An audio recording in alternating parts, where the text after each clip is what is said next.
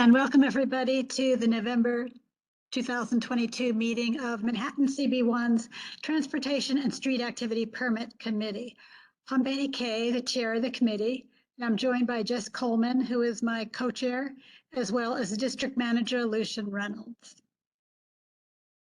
We're going to be running by Robert's rules because I know we have some participants here that actually I want to get involved a little earlier. Usually by Robert's rules, we start the discussion after the presentation by letting the community members speak first, and then the participants. Maybe a little bit mixed up today because I want to hear from a lot of our participants. In fact, will know more than some of the committee members on some of these topics, and so their information could be very interesting to include in the discussion early on. Anyway, we have 3 items to cover today, and I'm going to introduce the people presenting the first one. If you want to skip a slide, we'll go directly to the first presentation. This is really connecting the Brooklyn Bridge and the Hudson River Greenway bike lanes. And please introduce yourself because I really want to hear the true pronunciations of your name. Hi, I'm Ed Raven. I'm a volunteer with Transportation Alternatives. Great, welcome. Hi, I'm Aruni Ranawira. I'm a volunteer with Transportation Alternatives as well. Sorry, I lost the internet for a second, so I might be behind. Should I be sharing my screen? Are you going to be the presenter that's starting off? Correct. Great, then you'll be working with Jess, and Jess, do you have to hand over controls or? Stop sharing.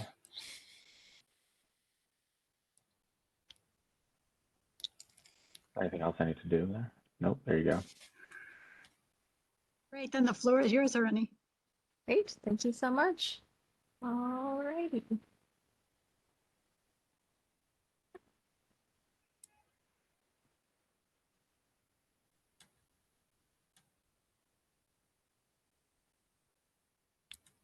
Okay, everyone. Thank you so much for having us here today. As you heard from the beginning, I'm Aruni Ranawira, and I'm also here with my colleague Ed Raven. We're volunteers with Transportation Alternatives. We work also with the Bridges for People working group, which achieved the major milestone of getting that protected bike lane on the Brooklyn Bridge. We're here to discuss connecting that beautiful bike path with the Hudson River Greenway via Chambers Street. Currently, the DOT's recommended route to get across to the west side is not on Chambers Street.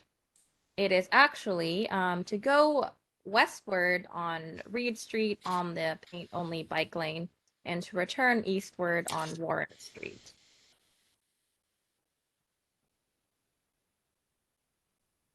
I'm going to turn off my video to hopefully make this internet a little bit better. Okay, and to return eastward on Warren Street. However, as you can see here, both of these routes are very dangerous, and the unofficial route that people choose to take on Chambers Street has no bike lane at all. What we're advocating for is a protected bike lane on Chambers Street, and that is defined as a bike lane that has a physical barricade from vehicular traffic, not just paint. We're also going to highlight some particular pain points on the DOT's recommended route. So starting with the illegal parking on the existing painted bike lanes. Both westbound on Reed and eastbound on Warren are often blocked by cars, requiring cyclists to veer into traffic to get where they need to go. Additionally, when you are heading westward on Greenwich or on Reed, you're forced to kind of dead end at Greenwich to make a left turn to continue further westward on Chambers. This left turn onto Greenwich is very dangerous. It's on a wide open and busy street, and you are biking in just open traffic. It's easy for cars to miss you and not see that you are there. When you do make that sharp left turn and get back onto Chambers, you are on one block that has something called a sharrow. You may know what a sharrow is, but just to define it here, a sharrow is another paint-only protection It is an arrow painted on the road that indicates that drivers and cyclists should be sharing this same lane of traffic. It does not separate the bicyclists into a separate lane. This sharrow causes a lot of confusion as well, mainly when you're crossing across West Street to get to the Greenway.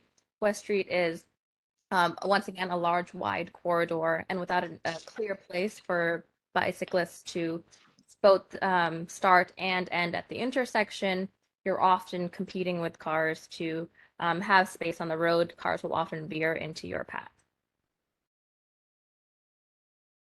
The next point here is when you're returning back eastward on Warren, you are directed to go through City Hall Park. My colleague Ed will talk a bit more about this particular pain point, but I'm adding here that this is a very important spot for me, particularly because I do work in the municipal buildings in this area.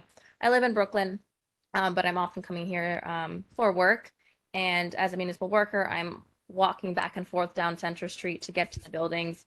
I think everyone knows that this is an area filled with tourists as well as workers like myself, and it is not a great place to bike.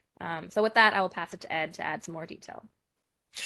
Right. So City Hall Park, the Warren Street route that you saw in the previous slide, goes through City Hall Park in order to reach the Brooklyn Bridge. And that red line you see in the lower right of the slide here, that's coming out of the Warren Street connection in City Hall Park, and then over to the crossing, I guess that's Park Row, and then onto the Brooklyn Bridge.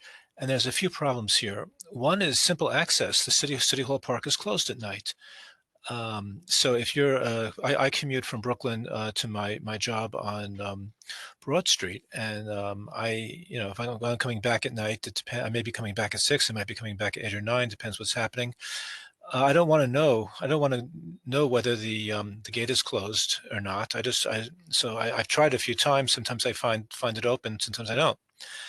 So, it doesn't really a route that's not always available is not all that useful. So that's one. So I think a lot of people will just steer away from it because of that. The other problem is this design. It was designed for lower bicycle volumes from 14 years ago when they first opened this route, and it has, the traffic on the Brooklyn Bridge since the protected bike lane opened up there has, I think, around tripled. And we can't, this is a very difficult place to get through. There's a lot of pedestrians here, especially in the evening. So it's not really a good route for anybody. It's really a pedestrian space. The DOT did the best they could when they set up this lane. Well, recommend allowing bicyclists to share the pedestrian path, but it doesn't really work that well anymore. And the other problem is that since the DOT has opened the protected bike lane, they moved the entrance to the Brooklyn Bridge bike path north by a block or so, right near Chambers. And they did a great job connecting Chambers, everything north, Lafayette Street as its own protected lane, Center Street rather. But they connected all that to the bridge very well, but they really didn't seem to do any design changes to people coming from the south, like me. And as a result, you have to do this very uncomfortable hairpin turn and go out of your way a bit, and otherwise it doesn't really work. So and that's I guess that's just because they didn't really do any design treatment for this for people coming from the south. Next slide, please. Aruni, next slide. Can you? Yeah, we go. Oops, there we go. East-west bicycling patterns. Okay, so the TA Transportation Alternatives has a project called Bridges for People that both Aruni and I are a member of, and we did a survey one morning recently to see what the current patterns were, and we found that around 75% of the people who were biking east-west around Chambers Street in that area were not taking Reed, they were not taking Warren, they were taking Chambers Street. And especially people coming from the north were taking Reed Street, but very few people coming from the Brooklyn Bridge were taking Reed Street to go west. And we also saw people biking on the sidewalk around Chambers and between West and Greenwich, where Chambers is wider there. So that was the conditions that we saw. So next slide. Who were the people we met? So who's already biking on Chambers Street? As you can see from these pictures, we had an event where we were publicizing the people. We were stopping people and asking them to pose with a sign. And we have parents with kids, we have commuter types, we have delivery folks. So it's a whole bunch of different people on Chambers Street. And all of them have decided that they don't see much safety benefit from going on Reed or Warren, and they're just taking the straight line like everybody else does. And it makes perfect sense from most bicyclists' point of view. So what can we do to make this better? You all know Chambers Street is a pretty crowded place. Next slide, please. So protected bike lanes is what we were asking for tonight. Protected bike lanes make everybody safer, whether you're on the bike, whether you're up on the sidewalk as a pedestrian, or whether, believe it or not, if you're inside the car. It turns out that the traffic calming effects of protected bike lanes have, they reduce the number of motor vehicle crashes, and concomitantly they reduce the number of motor vehicle injuries to people inside the car. So protected bike lane protects everybody. As you can see, 15% decrease in all crashes, and 15% decrease in motor vehicles, but a higher percentage, 21% decrease in pedestrian injuries. So this isn't just for the bicyclists. This is for actually everybody in the street. This is a transportation design philosophy called Complete Streets, where you think about everybody using the corridor, not just the motor vehicles, as has been the focus of much transportation thinking in the past. Next slide, please. And we also, it turns out that the Complete Streets philosophy also benefits the merchants. We find the city has looked at this quite a bit, and they found that people bicycling spend more money and visit businesses more frequently when there's a bike lane on the street. And I should warn you that some of this data may be about maybe combining protected bike lanes with regular painted bike lanes, but we think that this is applicable. And so you can see this is expenditures by mode of travel. This presentation, of course, will be available for everybody to look at afterwards. I think we just put the URL in the chat. So next slide. And the city has all of these slides we're giving you are from New York City Department of Transportation presentations to community boards all over the city. So the first protected bike lanes in the United States were right here on 8th and 9th Avenue in Manhattan. And they show that there was a huge safety, a huge reduction of injuries to all users, all street users. That includes motor vehicle users, and a 49% increase in retail sales. So the merchants on these streets where the bike lanes were installed, they also benefited. And we want to point this out because sometimes you'll have some merchants saying, wait a minute, a bike lane on my street, how are the customers going to park? I'll never get any business again. And it turns out that these fears are mostly unfounded, that most merchants do better and sales go up. And the other slide on the right, that's Union Square North, which is a different area. And again, they had improvements, speeding decreased, making the place safer for everybody. Interesting, median speeds, that is median traffic speeds, actually increased. So because of, and that's a feature you see when you reduce the amount of street space available to motor vehicles, throughput actually goes up in some cases because people aren't using it as a speedway to go through. They're actually interested in the street and they go there because they're interested in things actually happening on the street in question, like Chambers Street. They're not just going on their way to a tunnel or on their way to a bridge. And okay, next slide. So this is our proposal. We think that a protected bike lane on Chambers Street would benefit everybody, not just bicyclists, especially senior citizens, which, as you know, are disproportionately likely to be injured in traffic violence and street crashes. They're much more, and I think there's a crazy number, like 80% of seniors who are injured in a crosswalk are injured while they're crossing with the traffic signal. So the protecting senior citizens this is part of that. Believe it or not, having a protected bike lane. Now, how would it work? I'm sure it's a question everyone's going to ask. It says Chambers Street is very narrow.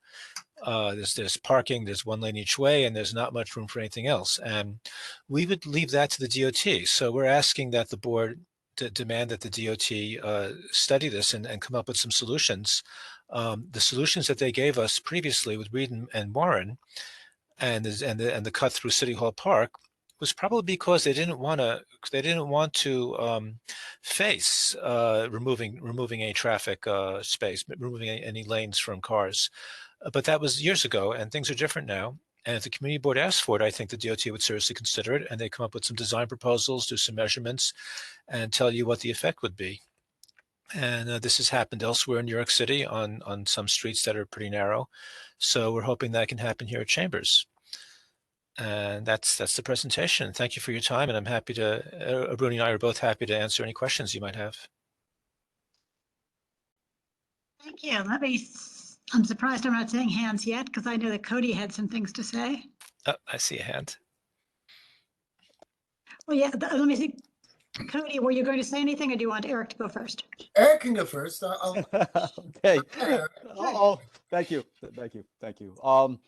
Yeah, I'm a cyclist as well as an automobile driver, and I want to say I have a concern about converting any space on Chambers into a bike lane. There's on many occasions there's already backup on the Manhattan-bound roadway, and it feeds on the center, and I think that's attributable. It would only get worse if you make part of Chambers a bike lane. I do ride also from the Greenway. I've taken Murray. I wish there was a better bike path, though. I do. I would support having the bike lane through Murray and through City Hall Park. I think we should modify the route through City Hall Park. I do agree at night it does get dark, but I'm worried about the traffic flow on Chambers, since that is a major thoroughfare that crosses Manhattan more than Murray and Warren. Okay, well, I do want to point out that City Hall Park is not open 24/7. And after the Occupy protests, that City Hall Park route was actually closed for like a year after those protests, with absolutely no feedback from the city or the police when they were going to reopen it. So that's one thing I want to warn you about. And a route that's partially closed will never get the support that it needs.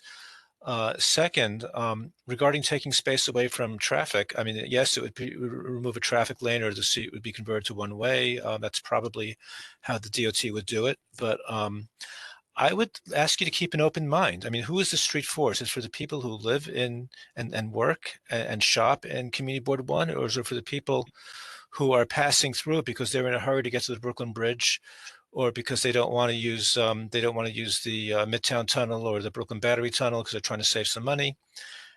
I would let the professionals study that and come up with some answers. And the fun thing is that congestion pricing is hopefully coming, and that's going to change everything, because all of a sudden it's going to cost the same to go over the Brooklyn Bridge as is the Midtown Tunnel.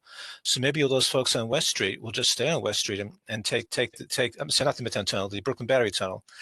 Maybe they'll just stay on West Street and go down that tunnel because it's probably going to be faster for them. And if they're paying the same price, they'll hopefully make the rational decision and stay on the limited access highways. So I'm not a traffic engineer, and I bet you probably aren't either. And I'd say let's let the traffic engineers do the numbers before we say that a certain solution outright shouldn't be considered. I also want to say the roads are for everyone. And also the board, or at least I'll just speak for myself. We want to think of everyone. And if there's a better way of providing increased capacity and a safer throughway for cyclists, that should be pursued, and it shouldn't just be at the expense of another group. Exactly. I would add to what Ed's saying that likely if we were to add a bike lane, it would remove a lane of parking, not of actual moving vehicles. So it wouldn't add to the congestion, just displace some parking. And I think a good example is what happened with the 14th Street bikeway, people were, very worried that there would be a lot of additional traffic with adding that bus lane.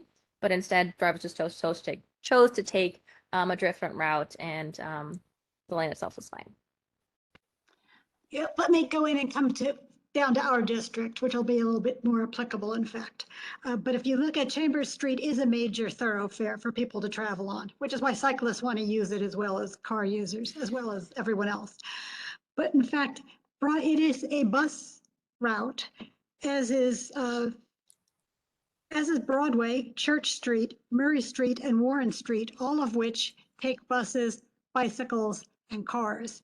They can do it on all those streets. They can do it on Chambers Street. It's been shown throughout our district. Chambers, in fact, is the outlier that doesn't have a bicycle path in addition to the others. So I just wanted to point that out so people are aware of that. And I get back to this, Cody's hand was up, but then Jess, Mitch, and I'll pick a couple from the participants after that. So hold on. Well, I work at Borough of Manhattan Community College, and so my commute in the mornings is coming up the bridge, Brooklyn Bridge, on Park, and I take a left and I go on Park Road. I work at Fitterman, which is on Barclays Place, and so I go, on Park Road down Barclays, which is pretty harrowing at times in the mornings because it's an unprotected bike lane down to Fitterman.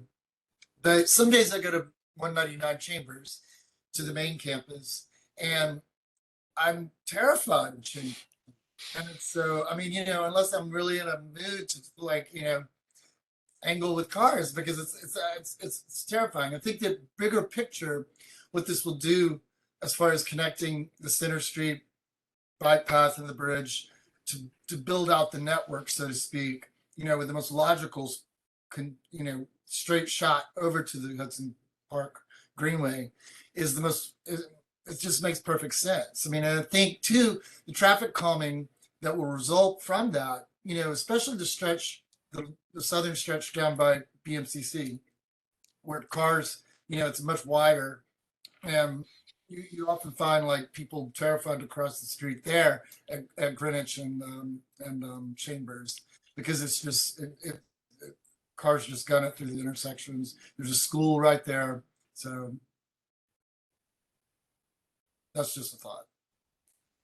All right, thanks, Cody. And Jess?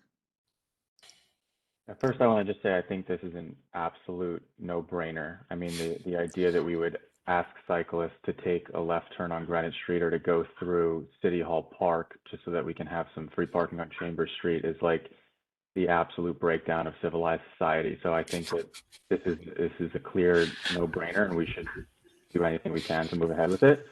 I did have a specific question, though. I know that you said a lot of this should be left up to the DOT, but have you given any thought to what would happen at the intersection of Chambers and West Street to get onto the Greenway? Because it is sort of like a free-for-all and just seems extremely dangerous to me as it is now. So have you given that any thought?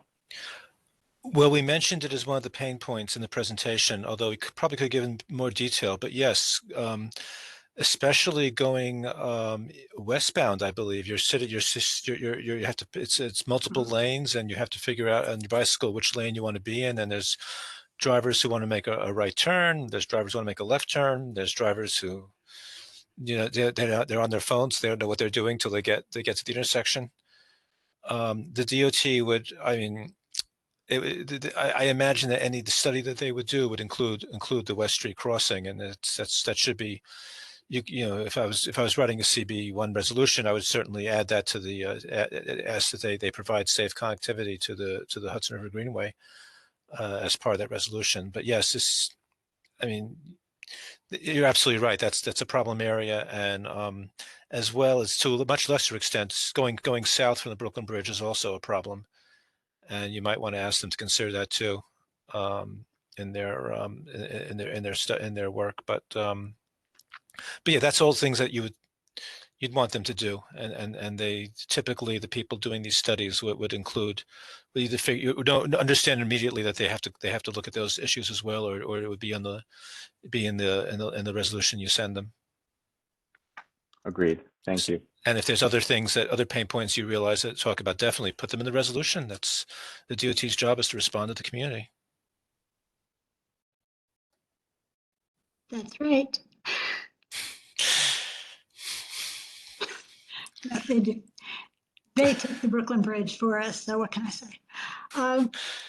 Mitch, if you want to speak, and then we'll go to some attendees and then come back to you, Rosa.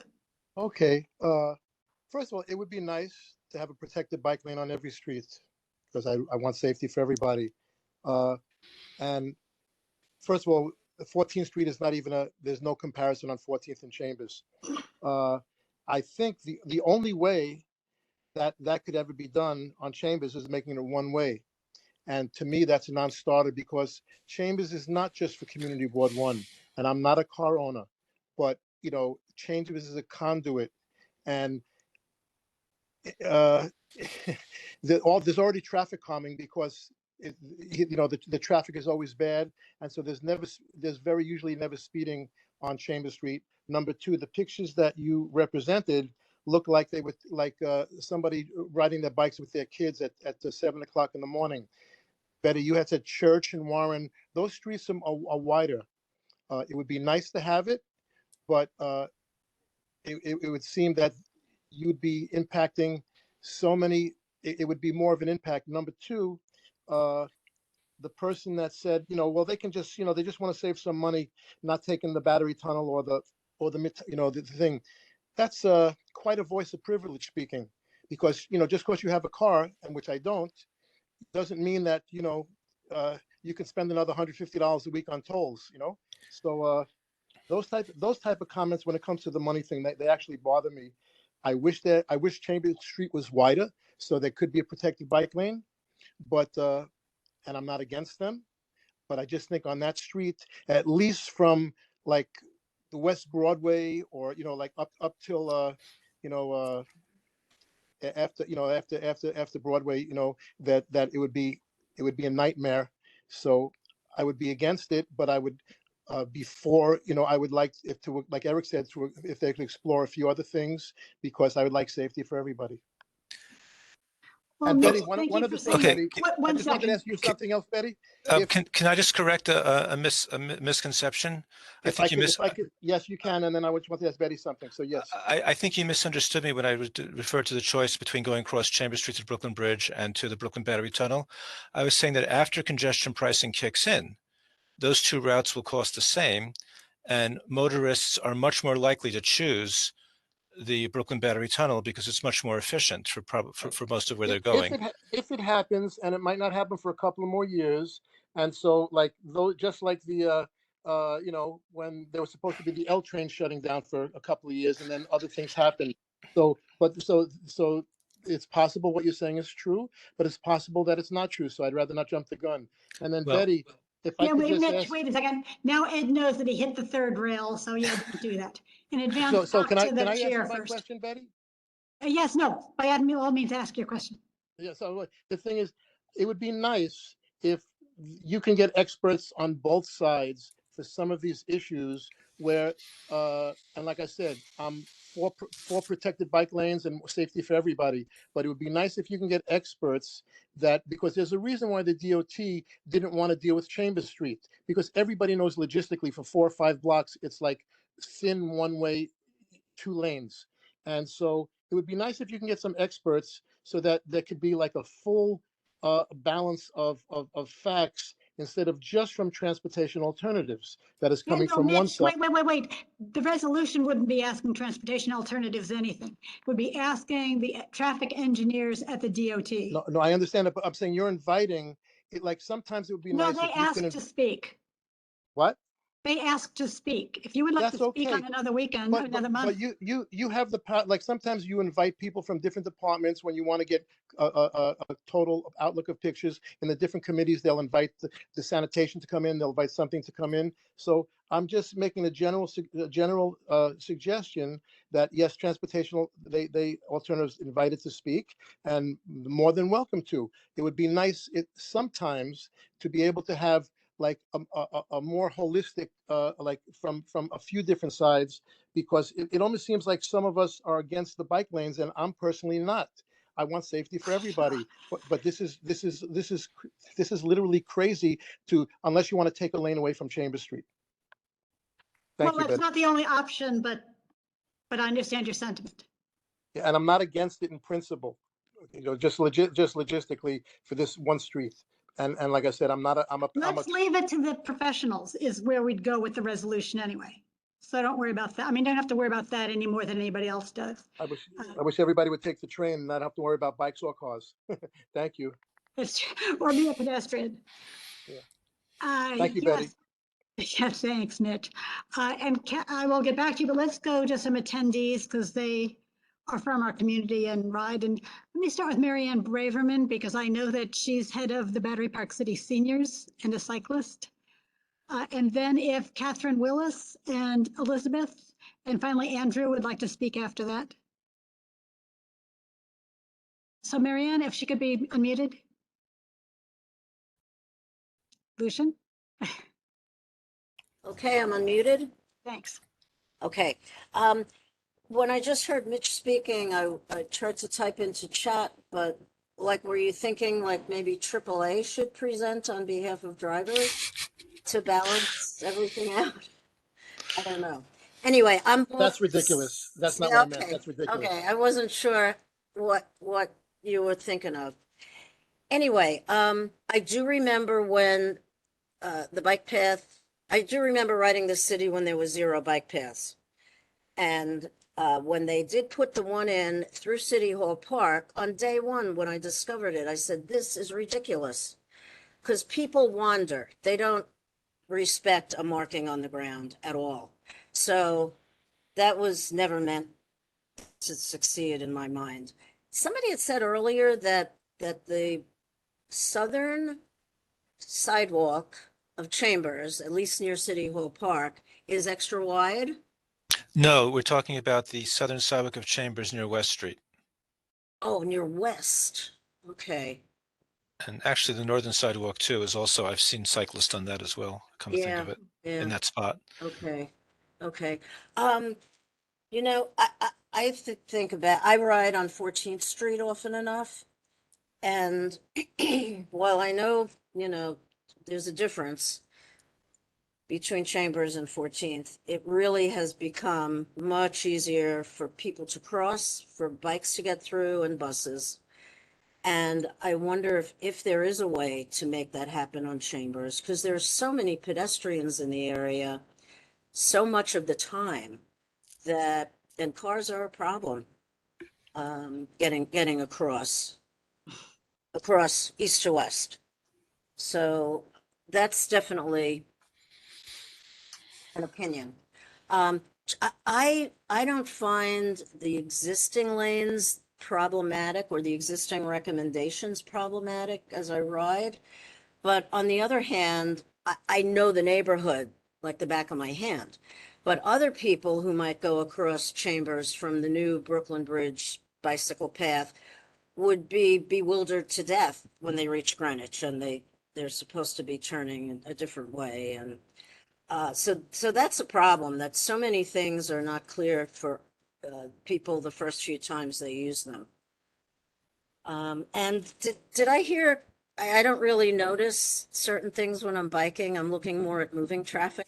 But did somebody say there's parking on Chambers Street? Well, there's certainly cars curbside.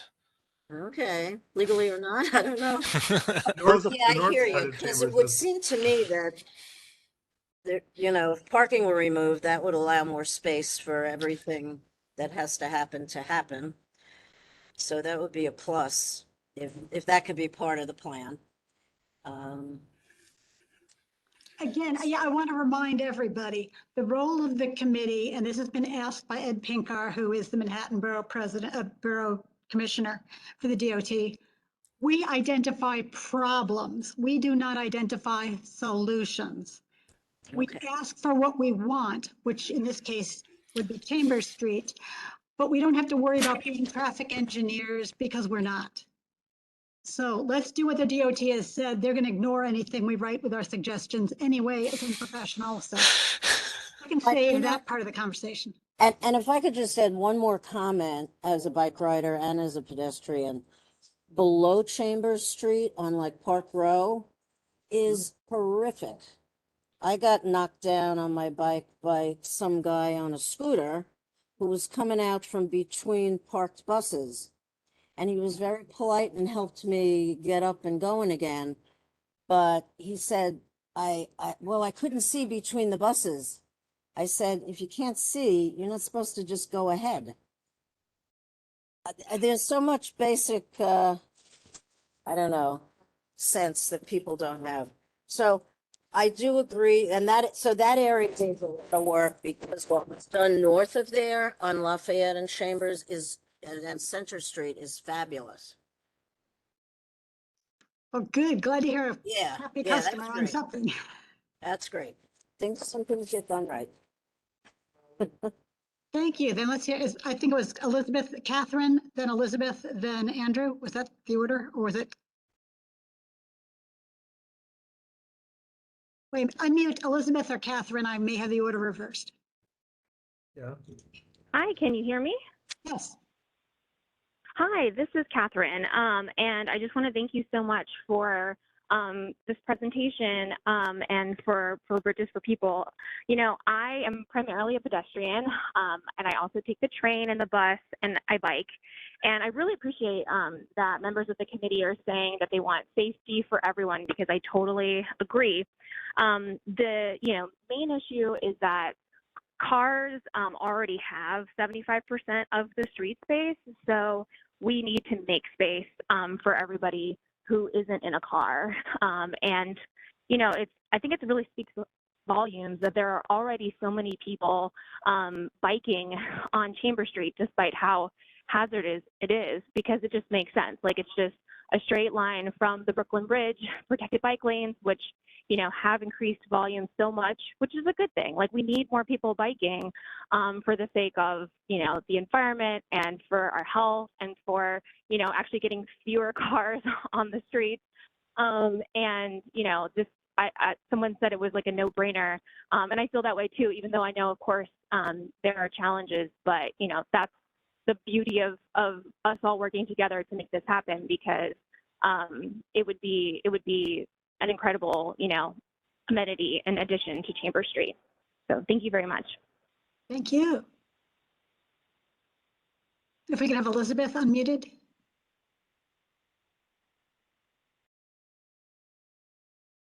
The opportunity to speak, and I want to also echo that I really appreciate that your committee is taking so much time to care about bicyclist safety. It's really great to hear that. I actually live pretty far in Brooklyn. I live in Flatbush, and I bike to CB1 actually a lot because all of my doctors are there. I go to many doctors. I'm multiply high risk for COVID-19, so biking is the safest way for me to get there right now. And my dentist's there. I have some friends there, and some of my favorite restaurants are there. And I know the routes really well because I'm a nerd who studies the bicyclist map, but I have to say that because sometimes I'm there at strange hours, Reed Street and Warren Street aren't protected, or I can't get through City Hall Park. I've almost been in a crash a couple times getting back on the Brooklyn Bridge because of that hairpin turn, because someone will just take it, even though there's just no way to make a almost 180-degree turn on a bike safely into oncoming, more heavy bicycle traffic. But I will say I've biked all the different routes here pretty often, and weirdly, I take Chambers because I don't see that there's more of a safety benefit right now, which means that the current routes aren't doing what they're supposed to be doing, and really underscores the need to make sure there is a route that is doing the safe thing. And I think that's because we need from my perspective, something needs to be protected, because the painted lanes, when you dodge in and out of traffic, are just really more dangerous than kind of slowly just going through it. And that's just not what we need. And, for really, really good, safe bike lanes. And I just really wanted to thank you for the opportunity to speak today. And I hope that you support this presentation, because it would really transform the way I get around to so many essential things. And I'm sure for plenty of other people in New York as well. Thank you so much. Thank you. And then if we can have Andrew unmuted.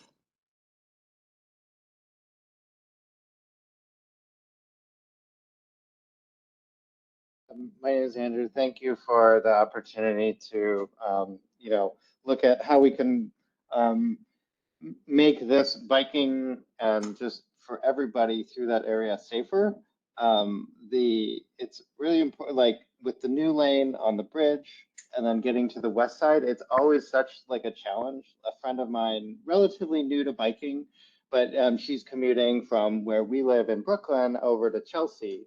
And so going across the bridge is nice, and getting to the west side, up the west side is great. And then she described like five blocks of terror, like getting between down Reed or do you take Chambers? And I sort of experienced a similar conundrum. I don't always like to go that way because like certain times of the day or during the commute hours, it's pretty rough.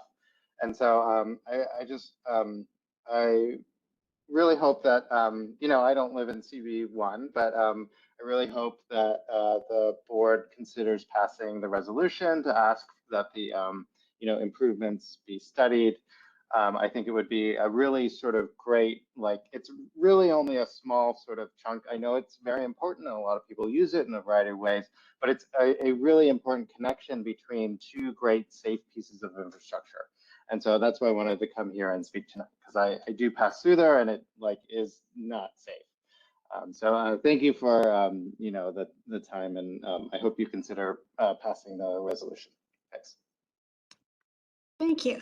Now, those are the three I originally called on. Let me go back to people who are on the panel, Rosa and then Mimi, and then we will come back to other attendees. We'll come back to you, Jeffrey Thomas, and then David Warren, and then some of the call-in users. Thank you so much, Betty. Hi, everybody. I just want to speak a little bit because I'm actually in the area a lot of that hairpin turn at the Brooklyn Bridge where the bikes end out exiting, and it is dangerous. And just for perspective, I'm a pedestrian. I am not a cyclist. I just do not have the balance capability to be a cyclist, and I do not own a car. I'm just talking about what I see when I'm walking on the street. And I see a lot of very confused cyclists. I see a lot of cyclists going quickly. I see a lot of cars that are even more confused than the cyclists and not sure when they should turn or how they can turn. And sometimes just, you know, going through just out of, you know, I don't know what, confusion or being late for something. I'm not sure. But the point is, I guess, that Chambers Street itself is also, as a pedestrian, a little scary and busy and a lot of conflicting uses. And so I would hope that given the sheer volume of people that actually utilize the space and what the needs of the space are, that we are able to put in a cyclist lane there. And to answer what somebody else was asking about before related to parking, yes, there is parking there. There's parking along a lot of stretches along Chambers, and specifically, I do believe right after you get off of the the bike exit from the bridge, there's actually parking that's probably placard parking actually, because of all the municipal center buildings there.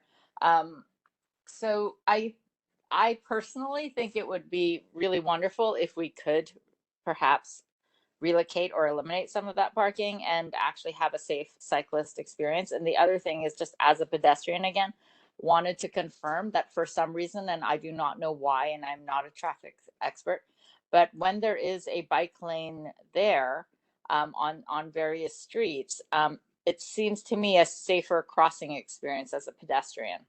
I don't know how they're linked, but I'm constantly jaywalking all the time. I'm late for everything, and it is always safer to me. Maybe it's the clear view, or the buffer with the car traffic.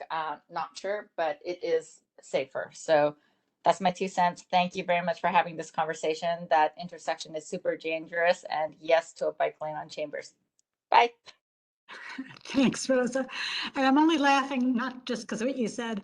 When I come home from CB1 meetings, when we're meeting at the municipal building, because I use a motorized scooter since I can't walk, there's a lot of ponding on many of those curb cuts going along Chambers Street. And I end up going on Chambers Street, and I have to move between the parked cars and the moving lane of traffic. And believe me, in the dark, everybody freaks out, especially when it's raining as well. So I would love a bike lane, so at least have somewhere a little bit safer than weaving amongst the cars on Chambers Street. Anyway, I know I shouldn't be doing that. Mimi, and then we'll go back to somebody, we'll go back to Jeffrey and the people I called from attendees, and then Eric will get back to you. So Mimi? Yes. Yeah. Yeah, I wrote down some points. I have to say that I agree with Mitch. I am disappointed at the tone and mocking that I've heard from some of the guests here. And it, you know, it honestly, like it really frustrates me. Like I feel the most unsafe on my bicycle when I'm stopped at a light waiting for it to change. Because the cyclists behind me don't want to stop at the light. They want to keep going. They want to cut in front of the traffic. They really want to make their way through. And to get onto Chambers Street from the bridge, when you have all of that momentum, it seems like a bad combination. And I feel like that's part of the culture.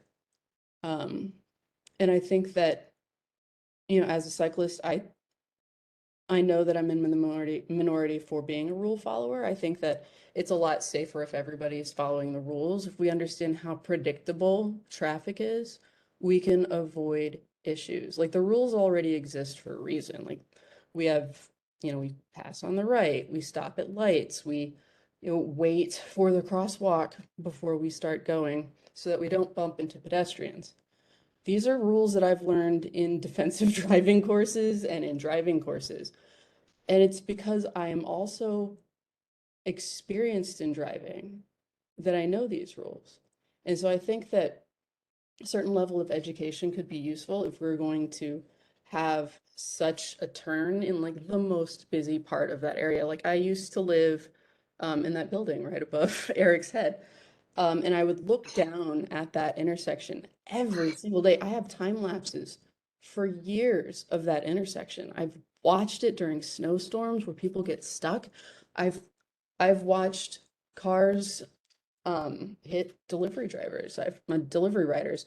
I've seen a lot in that intersection, and I think that as an engineer, I believe and have experienced that the most obvious answer is often the wrong one.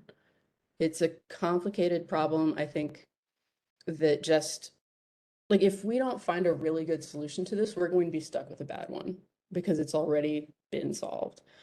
So anyway, thanks. Where does that go? I Are you think saying that because no one is saying that the people here who aren't traffic engineers have the answer. no, You but saying you I'm don't saying trust that, the like, DOT to be able to find an answer. I'm saying that this is the obvious choice, like which has been said 3 times since we've been on this I topic. mean, the choice of Chambers Street. Yes. Yes. It needs to be looked at a little bit more. And I think that there are social reasons. And I have to be really clear about this. Like people don't drive in Lower Manhattan because it's fun. Like they don't want to be there either. They drive because they have to be there, because their No. doctors are there or because of whatever. Like it's not like it's the best place on earth to go driving. It's not a leisurely space to be in for cars. Point of fact, though, the current toll structure does encourage many people to drive through Lower Manhattan because they save money. It does. So yeah, because those of us who don't own cars still go to doctors and still do other things. So that's not a good excuse to mow me down because I have to deal with traffic all the time. And believe me, they don't care. They're going where they're going. So let's not assume everybody in a car follows the rules. We know they have to take a driver's test, but we know they I never said that. don't necessarily. I think that Well, we need training for cyclists. That was my point. and they'll follow at the same rate that the drivers do, unfortunately. But I want to get back to the people I promised to speak, and that was Jeffrey Thomas and then David Warren, and then we'll go back to panelists again. So if you'd unmute Jeffrey Thomas. I commute to work by bike to Soho. My office is on west side of Canal Street around 6th Avenue. And I was really excited about the Brooklyn Bridge bike lane when it opened. And thank you for the Bridges for People folks who have been campaigning for that, by the way. But took it a few times, and I am finding myself going back to the Manhattan Bridge lane as my usual route, even though it's much more out of the way. The connections I can get to my office are safer. I can take the protected lane on Christie, actually several blocks north, head back a little bit. From the Brooklyn Bridge exit, there is no really good or safe way to get to Soho to the Greenway. Reed is blocked a lot because of the unprotected painted lanes. And on the way back, especially if I'm leaving the office late at night, going through City Hall Park isn't a good option. So I would make really good use of a lane on Chambers. It will get me going to dinner, place to get food at the many wonderful places in your district, which I just remembered when people were talking about them. There's a lot of places I like, and I don't often go there. So that goes to the point, I think, on one of the slides about increasing commercial traffic. And if I took the subway, of course, I would just be heading straight home. So that's sort of the primary thing I wanted to say. Hopefully that informs going to the DOT with problems and having them think about solutions. I did also want to respond to the point just now. I think, I'm also a cyclist who does not, run lights or does not, I get annoyed at cyclists behind me who are like, move out of the way so I can run this red light. But I am not scared that a bicycle is going to knock me over and injure me and kill me or whatever. It's just sort of how the physics of it works out. I am worried about cars. I'm worried about cars as a bicyclist. I'm worried about cars as a pedestrian, even if I were walking around, not with my bike, just going to stores, just taking the subway, whatever. I am, that's sort of how the physics works out. And I don't want to blame cars. I don't want to blame bikes. Like, I know this is how things work. This is the car lane. And if I'm darting out back and forth to get, between double parked cars and between loading zones and the cars are going, there is a danger. I'm much more worried about the car going behind me than the bike going behind me. But anyway, that's sort of, that's my comment overall. So thank you for this. And thank you so much for considering. Thank you. Then let's hear David, and then we'll go back to, like I said, panelists, but let's start with David and then unmuted and then. Hi, am I unmuted? Yes, you are. Okay. Thank you. Good evening. My name is David Warren. I want to thank the Transportation Committee for their service and to hear us speak about this. I commute through Community Board 1. I live Midtown Manhattan West, and I work in downtown Brooklyn. And I'm hoping that I pray that you guys vote for a protected bike lane. As mentioned earlier, Chambers Street is an outlier. Mimi raises some great points, possibly about training, but the real issue is road design. And if the infrastructure is designed better to change people's behavior, whether they're in a car, pedestrian, or a cyclist, that would work. I, by the way, stop at red lights. Although, even though the federal government has now recommended that we do the Idaho stop. Also, I hope that this, as is mentioned earlier, that the committee will also address safe connectivity to the Hudson Greenway. So once again, thank you again for hearing us out, and I do appreciate your service. Have a good night. Good night. And I have to say that David is from CB5 and is on the Public Toilet Working Group with Mimi and me. So that's how we know him. So let's go on back to committee members, and we'll hear Eric and then Mitch. And this is everybody's last time speaking because it's been an hour. Yeah, hi. So I do support having a connection to the Hudson River Greenway, but I don't think any motion or resolution should be prescriptive on saying the route. Yeah, I want to make that clear. It would be a positive thing, but we shouldn't specify where it should be. We should let the DOT come up with that. Thank you. And Mitch, you were next. Yes, I guess I'll keep it shorter. I want to echo Eric's that I support a link, but Chambers Street I feel would make more problems because of the size, unless they were going to expand the street. I just wanted to address politely, Rosa had mentioned there is parking. There's no free parking. It is placards. So if Transportation Alternatives and everybody else in the community could do the amazing, wonderful thing and get rid of the placards, then I would be 1,000% for this. But until that happens, we can't put the horse before the cart. There is no free parking on Chambers Street unless it's late at night. And then Mary, I think it was Miriam or Marianne, might be surprised that I agree with a few things that she said concerning, when she almost got hit, got hit. And, I'm so happy that she's okay. This happens. There are cars that don't slow down when they're making turns. And I'm almost hit on a weekly basis, the same things with bicycles. And, kind of like, which brings us to Mimi's point, which I agree with. And then Betty, like I said, personally, my heart always, I like what you have to deal with on a daily basis. We can't even imagine. But if we're going to make that the basis, it becomes a very sensitive area, because there's nobody could protest what you're saying with the visibility and everything else that you need. But and then the one other point that I wanted to reinforce, like what Mimi said, if most people that live in Midtown or Lower Manhattan are not driving cars if they're working down. I mean, you're lucky, the gentleman, that he can do that, but most people are doing it because they have to. They're not driving cars if they're living in Midtown or Lower Manhattan, like to work in Soho or Chelsea. It's like I said, people are doing it because they have to, most of the time. So I would be for what Eric said in asking for solutions, but without emphasizing Chambers Street, because I think that's would make things more dangerous. Thank you, Betty. Sure, thank you. And let's go back to, because there are only 2 attendees that haven't spoken and their hands have been up the whole time, really. So if you could unmute the phone caller, Lucian. Caller, I think you have to do *6 to unmute. And if that doesn't work, Hi, *3. Hi there. Can you hear me? Yes. Yes. Hi, my name is Betty Rexroad. I'm an architect. I'm also a cyclist in New York of 28 years, and happen to also be a driver and pedestrian. Lastly, I'm a mother of 2. And we live in the East Village, but ride through Community Board 1 frequently. And what you find is we don't use the prescribed DOT bike paths because they are constantly blocked. And the only time in 27 years that I've had bike accidents, it's when I've had to leave a bike path to go into the street.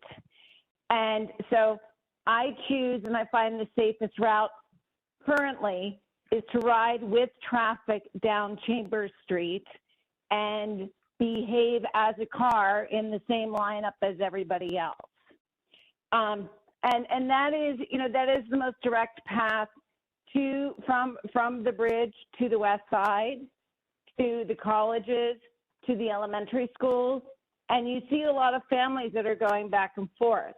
The other thing that you find in that neighborhood is there's the number of tourists outnumbers the number of residents. And I think one of the things that needs to be clear to the DOT is that the people that they're accommodating are not only New Yorkers who understand their bike paths and their ways to meander, but people who are not from the city and who may not have English as their first language, but that are exploring the city because it's become a bike-friendly city. And you have the West Side bike path that is the most populated bike path, I believe, in the United States, connecting to the Brooklyn Bridge, which is one of the most desired, tourist vistas. So how they make that path, I would leave to the DOT, but having a protected path both ways so that people know it's available and it's not crossing through parks, which pedestrians don't understand that bicycles are coming, I think is imperative. Thank you. Thank you. We'll go back to the last 2. I'm sorry, Brian Howard, your hand's been up for a long time, and that's if you'd unmute him. And then we'll go back to the last 2 people on the panel. Cody and Detta. Brian, you unmuted? Yes, can you hear me? Great, thanks. Yes. Hi, thank you to CB1 for hosting this discussion and to the presenters. I don't live in CB1. I'm one of your community board counterparts from the other side of the Brooklyn Bridge, and I commute to work on Lower 6th Avenue, so I bike through CB1 on my way from home to work. And just to echo what other people said, you know, the lane on Reed is parked in at all times. You know, having a protected path west, whether that's to the Greenway, whether that's to, you know, the new protected bike lanes on Church, on West Broadway, is really needed. And I think sometimes what gets lost when we start talking about, you know, who's following which rules and when, is really the best way to encourage people to abide by the rules, is creating a safe and orderly environment and experience for everyone. Back before they installed the protected bike lanes on Prospect Park West, 46% of people were biking on the sidewalk. And after they installed the lanes, it dropped to 4%. And this is really all just to make the case that if what you're looking for is for people to be safe, and what you're looking for is for people to follow the rules, creating a protected bike lane is a key way to do that. So thank you very much. Thank you. And Cody Vendetta? I just had an afterthought. I mean, it was basically that if assuming this protected bike lane could be constructed, built out by taking away parking spaces, that seems like as someone said earlier, a no-brainer, because the number of people who would be served by the bike lane and by the sidewalks themselves are far outweigh, you know, the number of people in automobiles parking there every day. If it's placards or what, you know, it's just a much bigger impact, you know, as far as the people that would be impacted by it. Great, thank you. And Detta? You'll be the last one. Okay, can you hear me? Yes. Okay, great. So, yeah, I guess I've had to get from the Greenway to Center Street every day for 4 years. And I'm mobility challenged. I can't count on my knees each day. I don't know how much movement I'll have. I have to vary my commute between different forms depending what my knees will tolerate. But as far as the days when I choose cycling, I have tried Canal Street, Walker Street, Worth, Duane, Reed, Chambers, Warren. I mean, they're all just horrible. They're just, the Canal is horrific, Chambers is horrific, yet I took Chambers for years, even though because Warren is even worse. And I was, if there is a desire, a true desire to use Reed Street as a bike lane, then it needs to be a curbside protected bike lane that's kept clear and kept enforced. Because right now it's full of double parked vehicles, generally not with real placards, but with some sort of implied placard. So Reed is always full of that. And as others have said, the City Hall Park, you would need to do what they've done on the Hudson River Greenway in the West 70s, where it's a shared pedestrian and bike space. They had to really mark it and put out all sorts of flexible delineators nailed into the ground, put out all sorts of striping to organize it so that there wouldn't be a pedestrian bicycle conflict. But that's a really wide space. Like you would need to treat City Hall Park in that same robust way if that's really going to be a connector, and it would have to be open 24 hours a day. And this, like I said, the same with Reed Street. You'd need a curbside bike lane that's kept clear. So I'm all for having transportation. I mean, I'm very glad for transportation alternatives, spearheading this, and I'd be very comfortable asking the Department of Transportation to study the issue, to see what the professional traffic engineers would think. So, and I second everybody who's expressed their difficulties with the city prescribed bike lanes is exactly what I've experienced. And all the danger points the transportation pointed out were exactly what I've experienced. Thank you. Thank you. And I do want to make one other point because I did a walk around with some people who originally proposed this.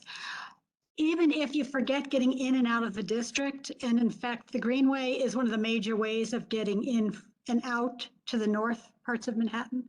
And the Brooklyn Bridge, obviously, to get to and from Brooklyn. But in fact, for intra-district travel, that route of using Chambers Street connects Stuyvesant High School, the Borough of Manhattan Community College, City Hall, and Pace University. So those are very much traveled routes anyway. Another reason why people are using Chambers Street. So I want to point out, as we move on with what we're going to do with this tonight, as far as the resolution, I think we kind of have to go somewhere. We can certainly ask, but the reality of being asked when you're saying, look at other streets, we've already heard the other streets exist and they're failures. What we're really being asked for, because I'm not a bicyclist, is to look at Chambers Street, because that's what people are using anyway. They can use it with or without a bike lane. It's a matter of how safe you're going to allow them to be and how much you say, no, you don't own a car, you're not allowed to go on that route. That's really the stance you're taking. It's not a matter of which ones, because we know Reed Street, we know that Warren and Murray are already sort of designated. So Betty, are you dismissing Eric's suggestion before we start to get down to the nitty gritty? I'm saying those are already designated. So we don't have to ask them to choose amongst them. The question really is Chambers, what can be done with Chambers Street? So what I'm asking people is, do you really want just study, or do you want them to design and construct, which they will not do without a study?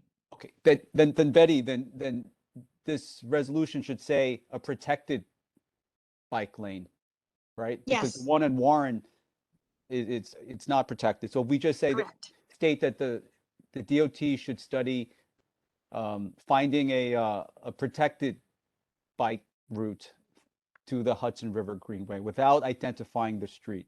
Because if we have it in there, it's a biased, I'm not biased, but it's stating our preference.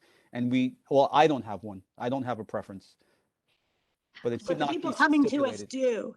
And I want you to, I want people to be aware, we have done requests for signs and other traffic signals and things because people come to us and request something very specific. And so we pass that on to the DOT to make a decision, and they decide up or down. It's not always an agreement. Well, would you be in favor of making Chambers one way then, Betty? Because right now with the We're not placard- asking how to do, we're not anything to do with how they do it on Chambers Street. But there's There's no physically no reason it space has to to be do it one otherwise. way. Yeah, but don't get one way in your head, because nobody with this, the traffic engineer has said that would be necessary. There's no space unless you take the placards away. Maybe they'll have to do that, or it'll be like the others where the placard, like on Reed Street, where the placards take up the bike lane. I mean, that's going to be yet a whole nother battle potentially, but nevertheless, one doesn't imply the other because there's only so much the DOT can do. Or I would be in support of this if you went by Eric's suggestion. Otherwise, you might force some people that might want to go along with you to vote against it. But I think Eric's is the most fair and well balanced, where nobody's against it, but to look at it holistically. But anyway, okay, thank you, Betty. yeah, what do other people think about that very specific? Well, there are two specific things.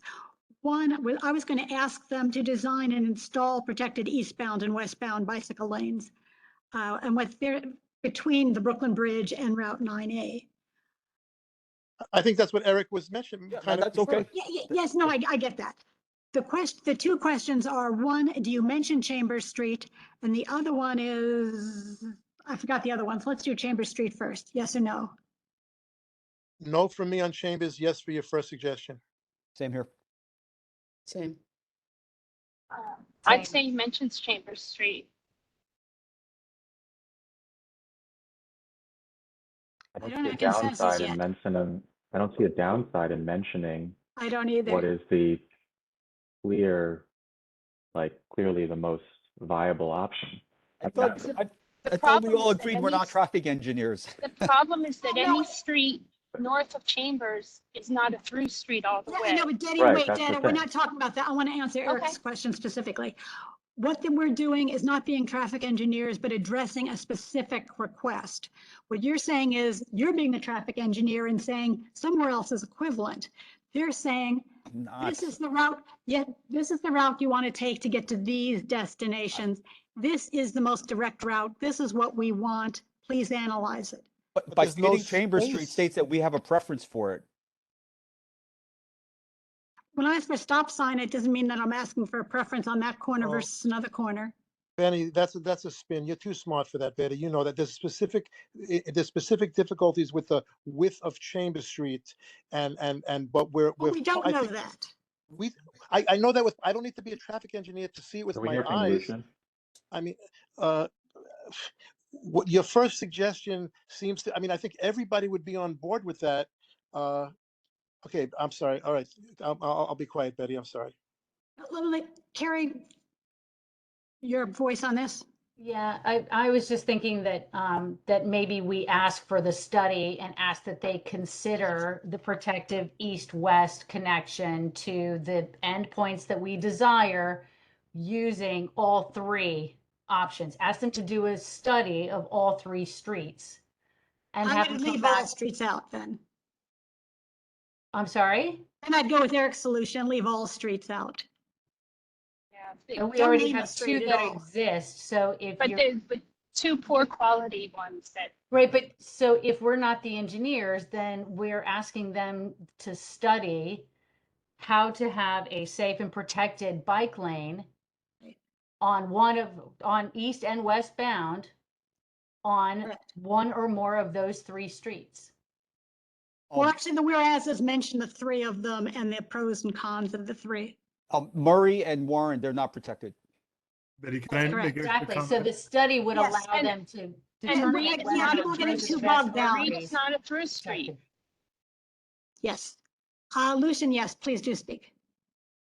I just want to make sure that we're framing this appropriately, because when we went on that initial walkthrough, Betty, we looked at a lot of different. We did. We went south of City Hall Park. We went north of City Hall Park, and I think that in this conversation, I think given what the current constraints are, one would certainly arrive at Chambers Street being, a very direct and very appropriate route.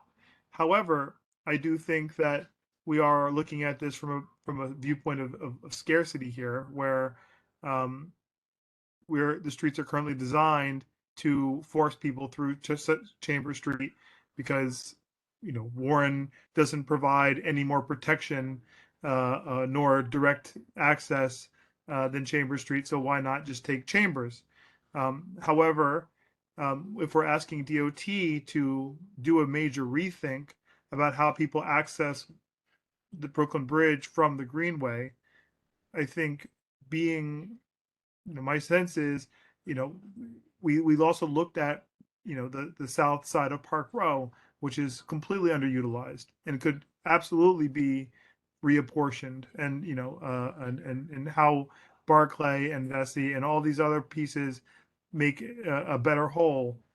I think that it's important to think big about how this all works together, because if we're just kind of narrowing down on one area, we're kind of losing the bigger picture of how to remake our district in a better way if enhanced safety is really what we want, and direct access. And of course, you want to optimize for having both, rather than one far more than the other. So I want to kind of see if that helps reframe this a little bit.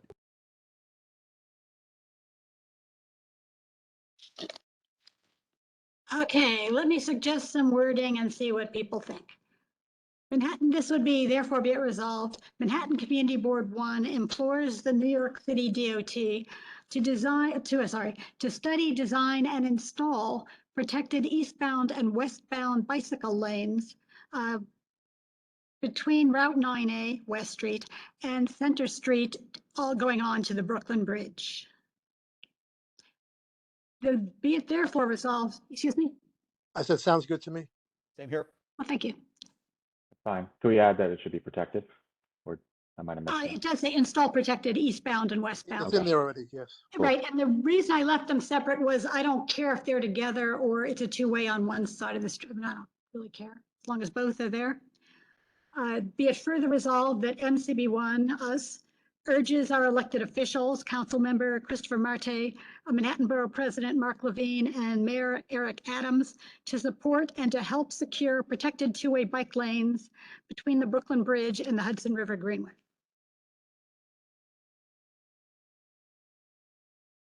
Let's do it.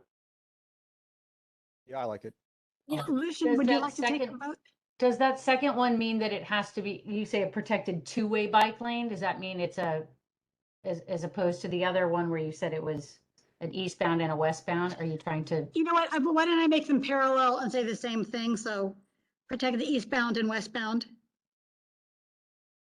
I think that's a good point, because it might have to be two different streets, but at least it'll be only maybe one block over, like what Lucian was suggesting, the wider streets on Park or those things. But that sounds great, Betty. Great, then Lucian, do you want to call for vote? Yeah, let me just pull my vote sheet here, everyone. All right, assuming everyone's in favor, I'd like just to call for the opposing, abstentions, and recusals. So starting with, Joachim, my son is in here talking now. You hear a little voice. Sorry. All those in opposition, please say your name. And I'll just want to remind everyone, I need all the cameras on here. So I'm not counting your vote unless I see you on camera. So let's Mitch, go ahead please. and take a second and switch cameras on, please. Betty, Mitch, Detta, I don't have your cameras. I'm sorry. I'm on. I'm sorry, Anyone no, was on. it's my fault. I'm on live now. You see me now? You are, Yes, I see you now. Okay. Thank you. Okay, here we go. Right? 'Cause I had Yes. mine I on see you now. twice. I see you now, Detta. Yes. Okay, so all those opposed, hearing no one, all those abstaining from voting, hearing no one, all those who are recusing themselves from voting, hearing no one, I am writing down everyone is in favor of this motion, so it passes. Thank you. Great, thank you. And I want to thank our speakers. Thank you so much, everyone, for letting us speak today, and thank you for the public for commenting. We're excited to bring this proposal to the community board and see where it goes from here. Great, and we'll follow up and let you know about the resolution after it goes through full board at the end of the month. Thank you so much for your time and letting us speak. Thank you. Thank you For joining, everyone. Betty, I am happy to say that Chris Carroll is present with us. Yes, I know, I saw him. Again, since we're into the public toilet working group. That should be a separate committee, Betty, the Public Toilet Working Group. It is, but since the Manhattan Borough President's Office had legislation in that area, we've been working between the group and with his office. So if we go back to Jess with the screen. Back to the slides. And then Chris, hi, we'll let you, do you have something to present? I'm sure. Oh, I wanted, sorry, before the cyclists go off, could you just go back? I just want to remind people, the discussion about Pataki Way, the pedestrian path, will be at tomorrow's Battery Park City Committee, so do show up. Pataki Way, if you remember, is the pedestrian path next to the Greenway bike lanes. And if you go to this whole area that you can see that's marked off is all going to be closed for the South Battery Park resiliency. And so we will be losing the routes for pedestrians and cyclists.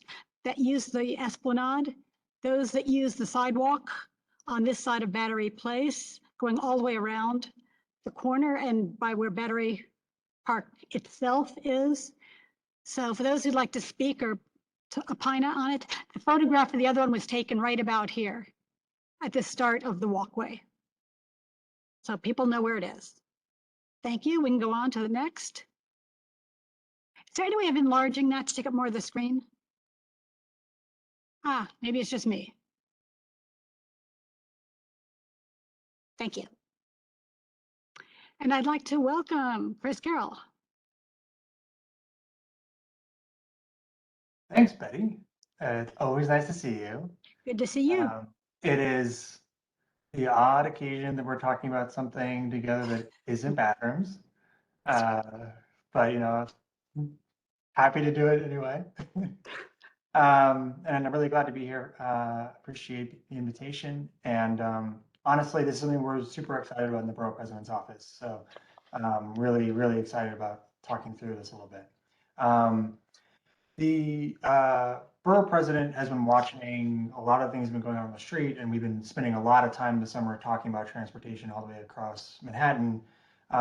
But as we started talking about pedestrianization in certain places, bike lanes in certain places, certainly congestion pricing, it is impossible to not also talk about freight and e-commerce and the amount of space it takes on the street currently. The problem we have in Manhattan is very different from the types of problems that we see in other boroughs. And oftentimes, you know, the e-commerce discussion really gets bogged down in the last mile delivery facility conversation that you see in Sunset Park and Red Hook and Brownsville and East New York, and even in the Bronx and Queens. Here it's different because there are only 2 last mile distribution centers in Manhattan, and they're both UPS, meaning that Amazon, Fresh Direct, and countless other delivery companies are actually using trucks and sidewalk space as the last mile operation to get a package to a front door.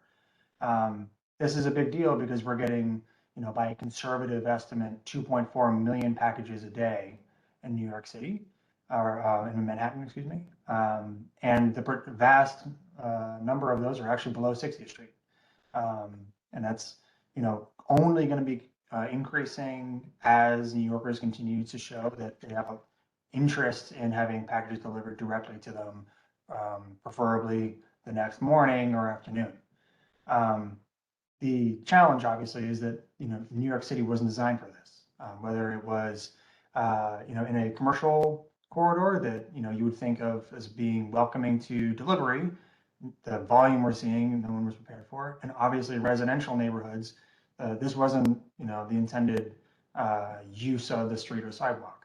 And as a result, we're seeing trucks, everyone's seeing it, I'm sure, trucks double park in bike lanes and bus lanes. We're seeing delivery workers sorting packages on the sidewalk, which is, you know, a huge problem for accessibility, and honestly is not a particularly efficient way of actually getting packages to the front door unless your only concern is, you know, that of a delivery company. The office, and I hope that everyone's seen it. If they haven't, you know, I'm happy to share that either with you, Lucian, or, you know, some other way, make sure everyone's seen it. The office did a full report, both on the current state of delivery in Manhattan, as well as the city's effort to address it, the things that have worked and things that are still kind of needing to be done, and then made 12 recommendations for the city, the state, the council, and the industry to really, really better align city design, industry practice, and the law with the best way to make e-commerce work based on use. Those 12 recommendations were broken into 4 general goals. The first one was how to get, you know, last mile operations off the sidewalk, off bus lanes, and off bike lanes. The second was how to ensure that residential neighborhoods specifically actually have the infrastructure in place to meet the demand that there is for the access to the curb. The third was how to make e-commerce delivery more sustainable. And the fourth was enforcement. And what are the ways we can really address holding delivery accountable to the law that already exists. I'll go through these 12 fairly quickly, and then happy to discuss. And Betty, you just tell me what's the most helpful.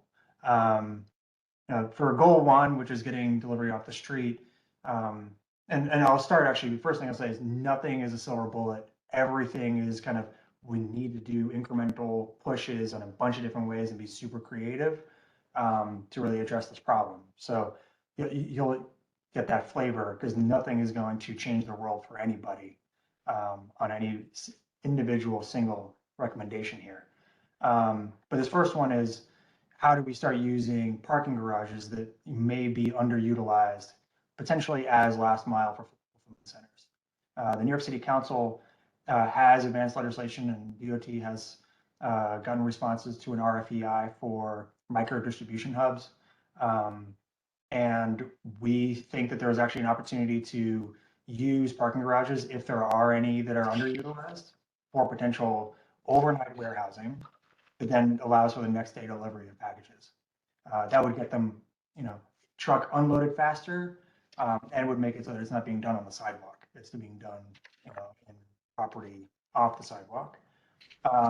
And recommendation 2 is using the waterfront. It's very complicated to actually figure out places to use the waterfront across the borough. But there are places where if the waterfront's already working, a working pier, one where you could actually use a barge to, as an example, but load cargo bikes with the packages already on those bikes, to then remove the truck altogether and use the water as actually that roadway, as it were. Goal 2, how to make sure there's enough infrastructure in residential neighborhoods. We're talking about loading zones here, and that's not particularly complicated. The New York City Council, again, passed legislation last session that will require, starting next year, DOT to be putting 500 commercial or residential loading zones on the street every year. And quite honestly, we think that 500 has to be a baseline. If we're going to be making a real difference here, we have to do a better job of really making sure that there is space to put a truck to allow for delivery, or space to, in some cases, park a bike, or do the actual operations thing, so it's not double parking, because of the types of conflict that double parking will then create in the entire streetscape.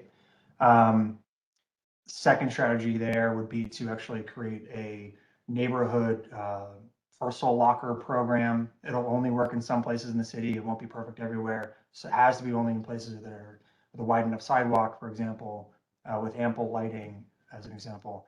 But certainly are interested in trying to figure out centralized locations for packages, rather than, requiring a package delivery worker to go door to door to door all the time. And 3 would be really figuring out like a common carrier parcel program, instead of using Duane Reade, instead of using some of the large chains we see, more accurately or more effectively using small business to seed some activity in small businesses, while also using package delivery in those places. Goal 3, making e-commerce more sustainable. We really think that congestion pricing creates a great opportunity to incentivize use of more environmentally sustainable vehicles, as well as smaller vehicles. We're talking about more dynamic and variable pricing within congestion pricing, and is something the borough president has already called for the TMRB to recommend to the MTA. We're also thinking about what it would mean to really have green loading zones, and use that as a way to incentivize delivery companies to actually use electric vehicles or bikes to actually deliver packages. It also requires, and this is fairly low-hanging fruit, state legislature to allow for a wider cargo bike, one that the industry thinks is actually going to be safe and usable to deliver packages at any volume. And now I'll get to sort of what I think is one of the most important components of this plan, the enforcement part. We certainly touch on stipulated fine program. But I think actually the one that we're the most interested in here in the office is going to be about camera enforcement, both of bus lanes as well as of loading zones. This is one that will require the state legislature to give the city far more authority to use fixed cameras to actually ensure that, you know, loading zones are actually being used the way they're designed. But we think is it the essential part of this plan, because otherwise we're going to have, you know, folks stopped in a loading zone for 6, 7, 8 hours without any sort of repercussion, and we have to figure out ways to disincentivize that type of behavior. I'm happy to go through any of these pieces in detail, but I'll close this opening bit where I've certainly talked too much to say that we see this plan as part of congestion pricing. We see these pieces very, very connected because congestion pricing, in the borough president's opinion and the office's opinion, presents a great opportunity to get fewer vehicles on the street and really start to reduce both vehicles miles traveled as well as create more space for people that do need a car to get around in those instances where a car is required. A lot of those benefits will actually be either missed or diminished if we're not able to solve for tractor trailers, 53-foot trucks, smaller trucks, Sprinter vans that are double parked in places they're not supposed to be. Because honestly, we'll have the public opinion problem where they're going to think, folks will think that congestion pricing isn't working. But also a lot of the air quality benefits, a lot of the actual congestion benefits won't be seen if we don't address this industry problem. An industry problem that the city by design is actually part of the contributing factor to why it's such an issue. So I'll pause there and happy to talk through any and all of this. Thanks. Excuse me. Anyone have any comments or questions? Because there's a problem with staging on the streets. So I'll let Carrie get started, and then I want to thank and sort of burden Rosa with the Fidei neighborhood where the most complaints come from. But Carrie? I agree. It's a problem. You know, Fresh Direct basically has, you know, I'm a user, and so I'm partly to blame, but, you know, and it does, during the pandemic, it did fulfill a need. You know, I have elderly parents, and so having delivered groceries was a game changer for them. But anyway, so I guess I love all of the thought that's going into it. The garage, underutilized garages. I know that the one here near BMCC is a cargo bike hub, and then they go over to Whole Foods in the morning. And that seems to work really well. And the waterfront, I think, is a great idea. Although we have all this coastal resiliency construction happening, so that seems difficult, at least for our area. I wonder if you've given any thought to having package trains. Like, why not have the subway carry packages and use the infrastructure that we have to get quickly around the city to move packages that way? It's an interesting thought.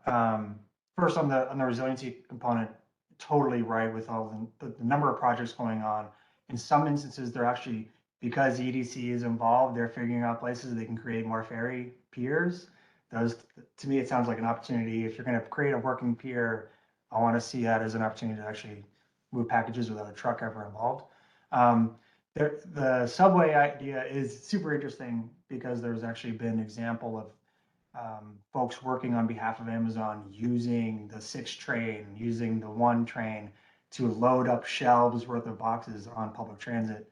I think that the fear here is going to be that you won't solve the actual challenge that Manhattan has, which is a lack of the distribution center, which is at a very hyper local level where you can bring a bunch of packages to sort them there.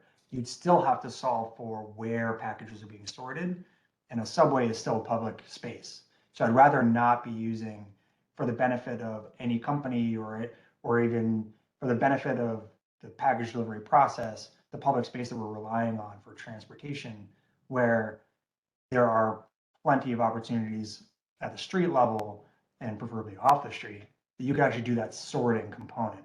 And right. so I was thinking more that some of that sorting would, so your last mile just gets longer, right? So why not use, there are some neighborhoods that could use employment opportunities and infrastructure support, set up the hubs up in various places at the extension, at the ends of the line, and then employ people to carry make the last miles longer and employ more people to carry it. That's sort of what I was thinking. It's interesting. I think anything underground's hard, but it's an interesting idea, and it's certainly one we hadn't thought of, to answer your question. I think that as DOT, city planning, and city hall are now jumping all over me about this plan, it's one we're more than happy to bring up. Yeah, thank you, because that would mean they'd have to make the subways accessible, which they currently aren't. Which means that would be a big problem getting stuff up and down at most stops. In fact, you'll see at the end, I have a photo of a map that was done of all or how few accessible stops there are on the subway, and it's a minuscule number.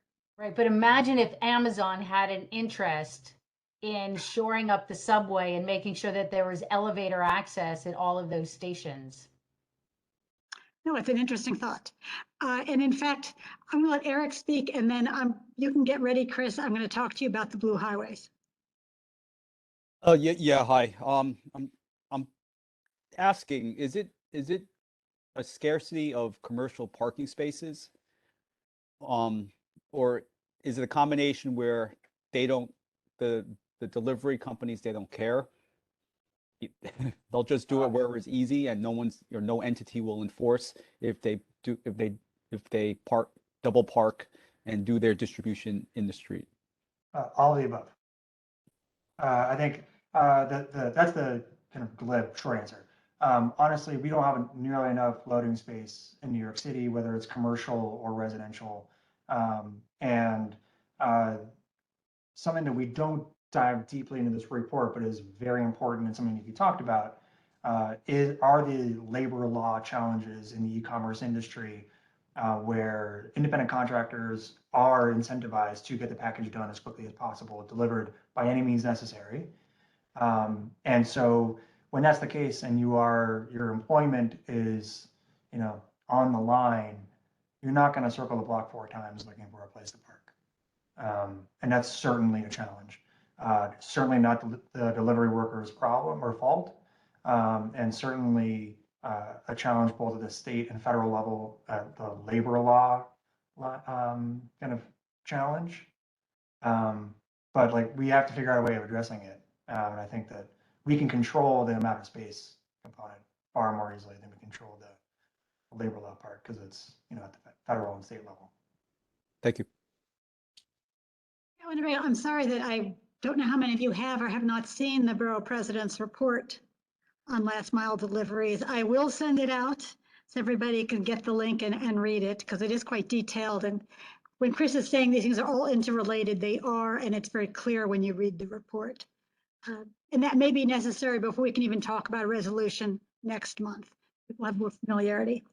But I want to ask a question about the blue highways, which is the DOT plan with using the waterways for deliveries. And in fact, it was very recently reported that the EDC won, it was like $5.3 million from the federal government to develop water locations where marine vessels could be used to drop off. And then they could create a staging place, and then they could go loading onto e-bikes and distributing. There were actually 5 places they're talking about.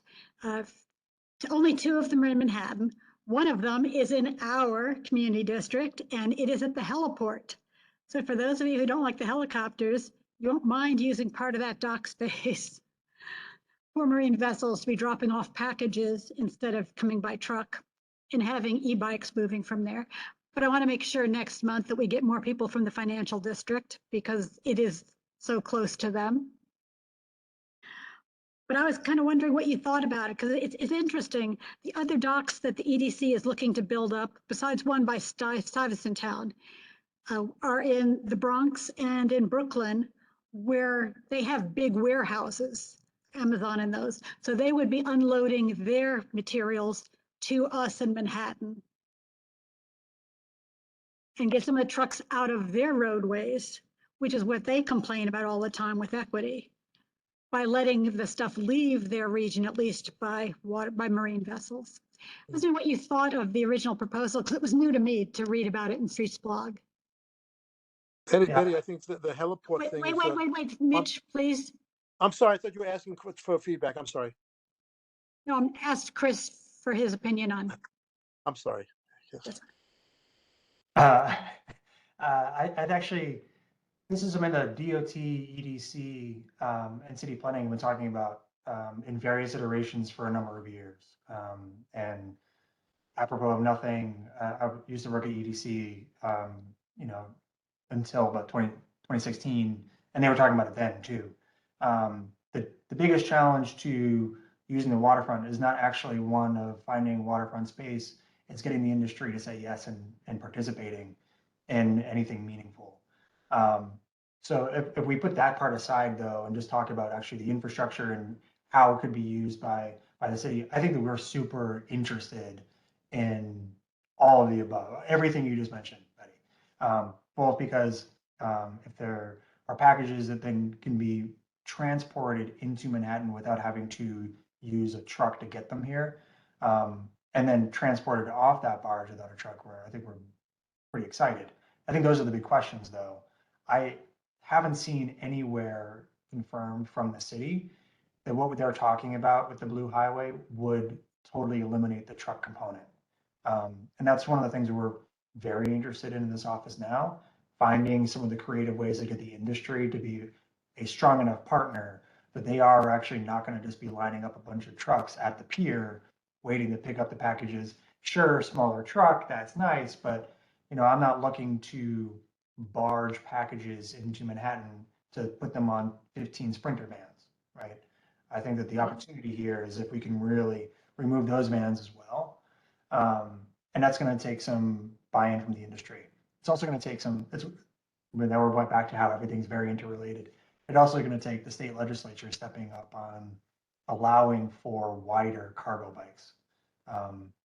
Right now, the only real buy-in we're seeing on the cargo bike component or industry is at Whole Foods. And that's because Amazon has invested in customized special trailer bikes. The rest of the industry hasn't, because you know all of their bikes are tipping over, quite literally.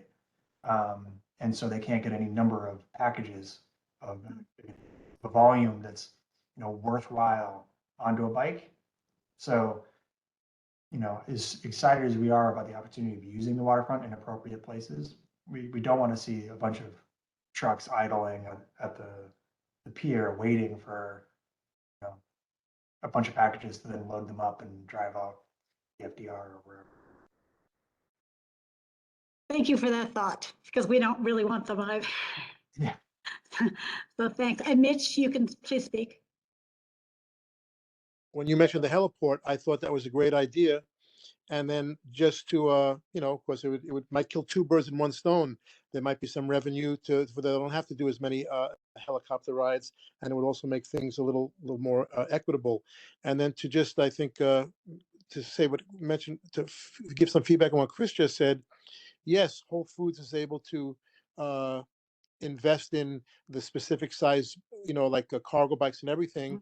But then the answer is not just to say, well, the other the city or the government can't do that. They should, to increase productivity in the long run, and you know, they should think about investing in those same things to make it a cleaner city and maybe increase productivity in the long run. So instead of, you know, maybe copy that good idea instead of saying, well, Whole Foods can afford it, but we can't. Great. Well, I think, yeah, that was a lot of information for people where this is a new topic. And Carrie, I'm going to let you go next. As well as, I'm sorry, I didn't see Lucian. If you'd like to comment, your hands up. Yeah, I think that one thing this committee should think about discussing is just the ins and outs of the state regulation that keeps cargo bikes so narrow. I think that that's certainly a topic that's ripe for discussion and potentially a resolution if it's moved to do so. This community is one of the few that have an enormous amount of experience with the cargo biking corrals, and kind of judging by the narrowness of the streets in so many parts of the areas, by limiting how big, or how if you can lessen the number of box trucks and cargo vans, would that make a difference in overall quality of life? And I think that's something that can certainly be discussed in this committee. Yeah, no, I agree. And I think that, because leading on even to respond to this program, this report, it's going to take the committee members a little bit of time to actually get to see the report itself and to think about it. But also, since we have the heliport where they're probably building one of these staging areas, as well as we have some experience with cargo bikes, the DOT has put it here and only in CB3 as well. And FIDI is asking for more right-sized vehicles in their space. We are probably a really good community board to take on some of these issues. The last I heard about the wider cargo bikes was state legislation, and then it kind of disappeared. So I'm going to guess they just never voted on it. Is that correct, Chris? Yeah, this is something that's been passed back and forth between the Senate and Assembly for 3 years now, maybe 2. But for those who don't know the issue, when the state legislature last acted as a part of a suite of laws that were allowing for various types of bikes on the street, including e-bikes on the street, they also allowed for cargo bikes to become legal, but a fairly arbitrary number was identified in state legislation for the width of a legal cargo bike. That was 36 inches. The story seems to be that number was picked sort of out of the blue. That does not allow for a bike that actually is carrying a significant amount of cargo the way a package-oriented industry would require it to go. And so actually Amazon subsequently started trying to invest in cargo bikes more broadly for the residential package part of their company, and had to suspend the program because they kept tipping over as a safety concern for the workforce, not to mention anyone else on the street. And so it is a serious enough problem that the industry is sort of in a holding pattern. And so we'll certainly have to address that, hopefully this session. Okay, so you also agree that it's going to our state representatives as the place to go, not the industry? Absolutely, because the industry is saying, yes, please. They just need to be legal. And that's what I thought. Then, yeah, Lucian, let's work on that for next month, because that seems like an obvious place to go, as well as the EDC about what their plans are for the heliport and development with the grant. Sure thing, Betty. Thank you. Then I'm going to thank you if there aren't any other questions. So I think Gary had a. I just wanted to clarify, which heliport? Are you talking about the Blades heliport on 34th, or are you talking about the one on the East River at the seaport? Pier 6. Pier 6. Right, because the tourist helicopters don't come from there, right? That's all comes from Linden, New Jersey. There are, I believe there are tour helicopters that do take off from Pier 6, but since that's under EDC jurisdiction, they're a lot tighter on what the kind of patterns they can fly. The ones that really cause a lot of the noise disruptions are taking off from New York, from New Jersey heliports, because we can't control them. Right. And then with the resiliency project, so wasn't there an electric ferry that was supposed to start that also was getting money through EDC? No, they get it from Elizabeth, New Jersey, and they're going into Pier 15. Okay. They're separate, but no, we'd asked EDC at that time to look at electrifying the marine vessels. The federal government's also funding them. They also want a federal grant. Okay. We encourage them to share notes with Governor's Island, who also intends to add a charging station for an electric ferry as well. Okay. Thank you. I just wanted some background. Thanks so much. Great. And I want to thank Chris.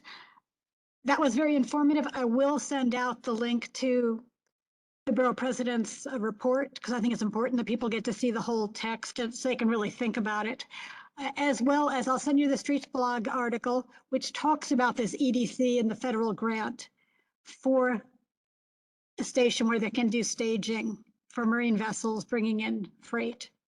So it's kind of interesting because it's in our district and where else it's going to be. And hopefully we'll learn more soon. Betty, I'll also connect with Chris to discuss more about the state legislation. So he can bring me up to speed, and I'll make a report to you on that. I really appreciate the invitation today. And there are all sorts of ways in which we're going to have to move this agenda. We really see this as an agenda item for us at every level of government, honestly. And so really appreciate you all, one, being interested, but also would really like to continue working with you all to see some of this actually become real. Right now, it's a bunch of ideas on a piece of paper, but at least a couple of the ideas we think are pretty good. So certainly appreciate that. Great. Well, yeah, we'll move forward on it starting next month. Hey, Betty, I just put my hand up. Sorry, I had Yes, a quick, Rosa. super quick question for Chris. Okay, this may be a crazy idea, but it just occurred to me. Have you guys ever looked at any maybe space at 28 Liberty? It's interesting. I hadn't thought of it. Because they have a loading dock that used to be used for the entirety of the building, but now is no longer. They have probably in excess of 500,000 square feet below grade. And they have a street that does not have an enormous amount of traffic on it. And their next door neighbor doesn't generate much traffic, being the Federal Reserve. So, I mean, the streets are narrow here, as Betty said at the beginning. But that is one of the few buildings that have a significant amount of space with a loading dock and, you know, like below ground. So it's not like it's going to be like beautiful windowed package sorting space or anything, but it's a lot of space and a loading dock. Just putting it out there, maybe bonkers. That's it. Thank you, Rosa. I don't think anything's crazy at this point. So. That's right. Lucian, you can always just speak up. Yeah, one last thing this reminded me, I think that there's an interesting parallel. The market's already kind of doing a little bit of what the borough president's office is calling for, in that the deliveristas are renting garage space in Lower Manhattan as a way to have a place where they can charge bikes, rest, and then also kind of regroup. Of course, you know, this is at the delivery and going from restaurants. However, I think it kind of speaks to kind of the natural, you know, dovetailing of these parking garages with last mile delivery, and that it is working to a degree. Just their bikes are built for, you know, a couple food deliveries, and not for the kind of packages that we're seeing on the streets from Amazon and other last mile services.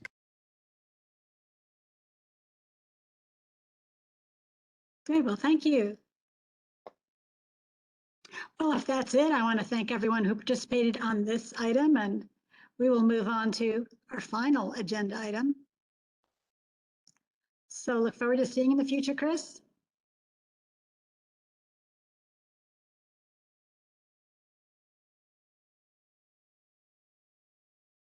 Yes, and this one will be relatively quick, but the discussion last month raised another issue that I thought, well, I need some input before I can move forward on this one.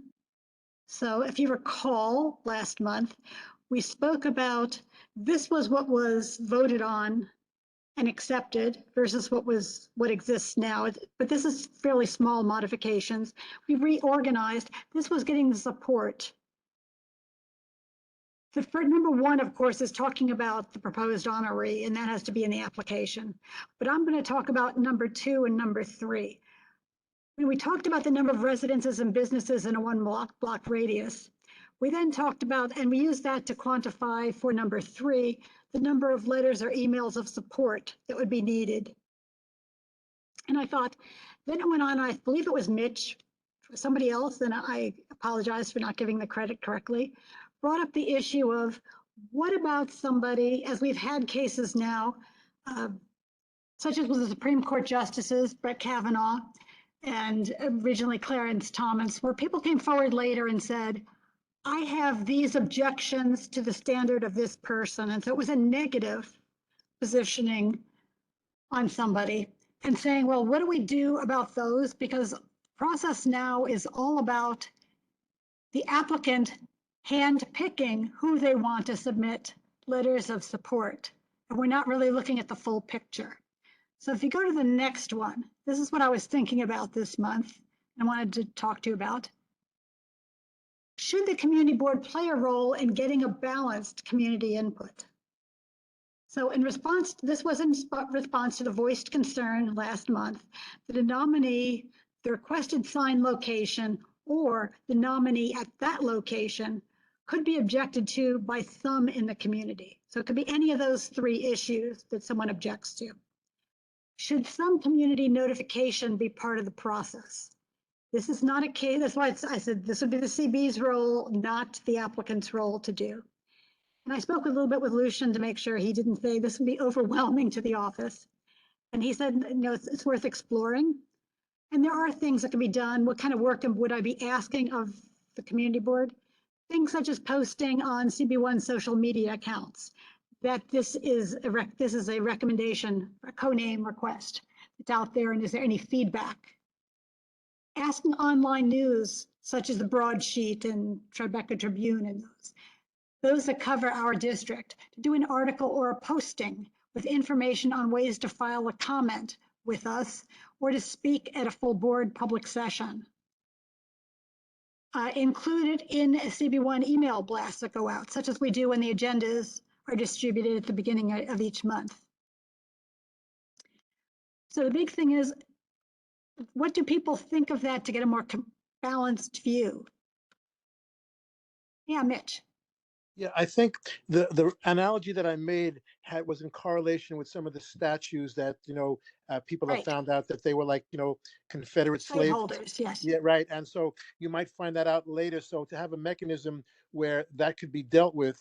So I, you know, And that would be the CB actually asking to withdraw something because they've learned more about the person. right. But I think, of course, I think you should, some of the suggestions you have are valid, leaving things open for comments. The only thing I would hate, you know, one person has a personal grudge against somebody that has nothing to do with the basis of the honor. You know, a cop that say died saving like 10 people, and then like 20 years ago he kind of was a little rough with one person. I mean, I'm just hypothetically picking something out of the air, but I think the spirit of what you're saying is noteworthy. Just, you know, maybe to like tighten it up a little, but I think the spirit of the spirit of that, and then it was like the statue analogy. That's what I brought up. Yeah. Great, thank you. And you'll see the next three bullets will get after kind of what you just brought up. Okay. Jess Coleman?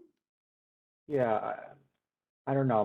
My reaction is that I feel like this is a bit unnecessary because, you know, everything the community board does is important and we want input on all of it, support and objections. So, you know, I think using the normal channels, like putting it on the agenda that we're considering this, and you can show up if you, just as anything else, if you want to speak on it, I think that's good enough. I don't see why the street co-naming should have this special treatment where it's getting blasted out to everyone.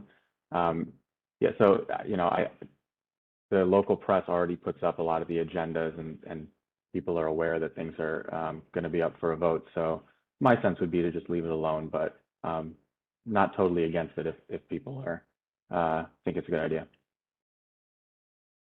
Okay, thanks, because that gets down to the last three bullets, which I think will put a little more in perspective, such as, should a general objection to a co-name at that or any location count as a negative community input? Because we know, as I said last time, there are some council people who routinely say no because they just think the whole idea of co-naming is not good. They see signs more for wayfinding and don't like the whole idea. So one, would that be considered as a negative reason, a valid reason for no? Two, Can I- because it's an opinion. I don't know if there's any less a valid opinion than someone saying name this for someone else, but should all communication and support and opposition have to include a clear stated reason, which I think addresses what Mitch said, and I personally think yes, they should. There has to be some sense of knowledge of why they're saying support or opposition. And three, how should this affect the number of emails or letters of support? Because again, the question then is, do we need to be so prescriptive of 75%, this number of letters have to be? Or do you say, you know what, we're going to do it more, we're sort of helping the applicant by saying, this is the request, support or negative, we want input from the community at large, and we're not going to be so restrictive that it's just a 1 block radius. We can say it has to be within the district. An address in the district. So this might help them because we've heard about the reasons, such as with the census, such as with dormant buildings, where they really don't let people go in and wander around. And obviously buildings with buzzers as well. Do we really want to break down the system by encouraging people to let people go into the building when that's not what the residents rented into in the first place? Carrie and then Mitch again. That might have, well, I think I agree with Jess about the disparate treatment. I think it's not necessary to do more than publicize the fact that it's on the agenda. So I agree with that. I wondered. But leave the number of letters of support they have to get. Yeah, I would leave. I personally think that the reason that you have 75% or even higher percentage is because you want to put the burden on the person to demonstrate a groundswell of support. So But the burden's on the office to prove those people are who they say they are. Well, so I understand the difficulty using the census as an example. But when other things need community support, there's a posting requirement. You have to post it in your neighborhood on the polls or whatever, if you're, doing an event or, you're trying to do something. So people know how to create online petitions. We're allowing an email, like an online version, right? So they know how to figure out, an online petition. You don't have to post it in each person's apartment, mailbox room. You can, provide that access to the doorman, generally. I don't know. I think that you're going to end up, what I fear is that you're going to end up with, weighing on some general criteria, elements of support, as opposed to a very evidence-based, statistically based percentage, and then it just becomes fraught. I liked the 75% threshold and a very clear standard.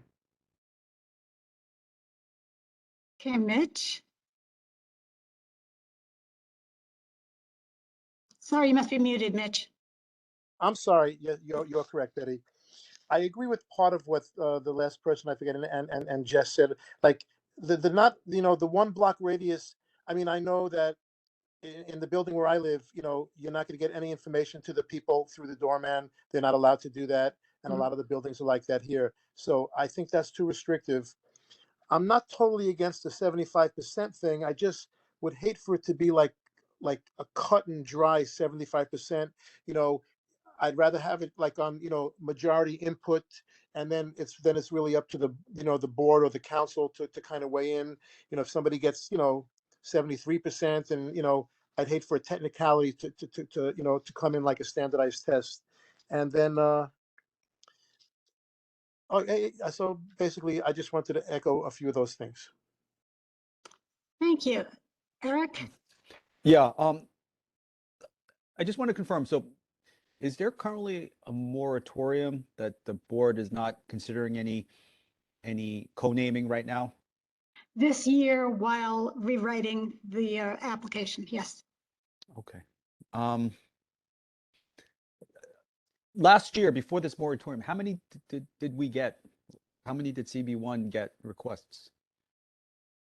Lucian, it was, I think Ireland was one, but again, it was was- during COVID. Yeah, there's only that one that kind of set off this entire conversation, which the board did not take a position on. Okay. I'm thinking are we creating the bar too high? Is there that much of a demand that we need to specify in such great detail more than we already had? But I don't have an opinion yet. Eric, it seems like the question is like, what's like the normal number of these that come across our office? I would say it's probably fair to say that we would see at least one every year, maybe two. Since I began in 2018, the board has probably done 5 successfully. So some years you have a little bit more, but they kind of come in different forms. Like there was one where the Mill Street Synagogue, they kind of put a pole in the middle of the block. The 5 Points was, is something entirely different. There's like the ones that seemed like this board was okay with were locations, like marking historic locations. It was the people that was always the issue. So the historic locations are kind of always in my mind as kind of sailing through. It's the people that are always more difficult. Okay, thank you for that explanation. Betty, can I just ask you one question that you have a question that you made I forgot to ask you? Sure. Okay, you had asked about if some of the council people, like in principle, they might just vote against any co-naming because they're against it in principle, and you asked if you should count that as a negative. I would say, my own personal opinion, I would say not counting that as a negative because they're just against it in principle. They're not against it specifically for that person that is being so. I would think that that would make that would influence the threshold, and not in the spirit of what we're doing. So. I would not count that as a negative if they're against it in principle, but not for that person specifically. Well, actually, I'll tell you why I would. Okay. One, committee members vote that way, and they certainly count in voting. But two, if you're, what's the point of asking people within 1 block radius? The whole point of it is it's their corner and them having their sign with 2 things on it, the street name and a co-name name. And there are those who believe that they don't want anything murking up the real name of the street for wayfinding purposes. And so why invalidate their opinion? Does anybody have trouble after the first time that you saw Avenue of the Americas that you didn't know that it's 6th Avenue after the first time? The other thing I thought you said, some of the other people brought it up also, sometimes you can't get to the, you're not going to get on my block, you're not going to get to the email addresses or other things of the people in the building. So I think kind of like what Jess said, it's, to make it even more restrictive, I would, anyway, that's, I guess. I was going to say part of this, like I said, was looking at the issue of one wanting potentially negative input if there's something that we don't know about the person. Right, that was my But point. also to get around the problem of the burden on the applicant to gather names. And not only did they have to have names, but they had to write down what it was, the reasoning why they were supporting it. That's now, fine. Right, but those are difficult to get. So this was an attempt also to ease that burden up a little bit. And the fact of, do we really care that the person lives within 1 block or that they live within the district? I don't know what's so special about living within 1 block, but I agree with you. I'm against you have to live within 1 block. I think, there are many people that have done heroic things that don't live on the block, but that have affected this district. So I would agree with although I meant for signature, for support. Why? Because somebody who uses that block or has people travel to it has as big a stake as anybody who lives on the block does. So Right. I don't understand why they're so special about caring about their street signs. No, I agree. So this was a way of getting around that and some of the burden on the applicants themselves to put out a more general call, because the burden of getting people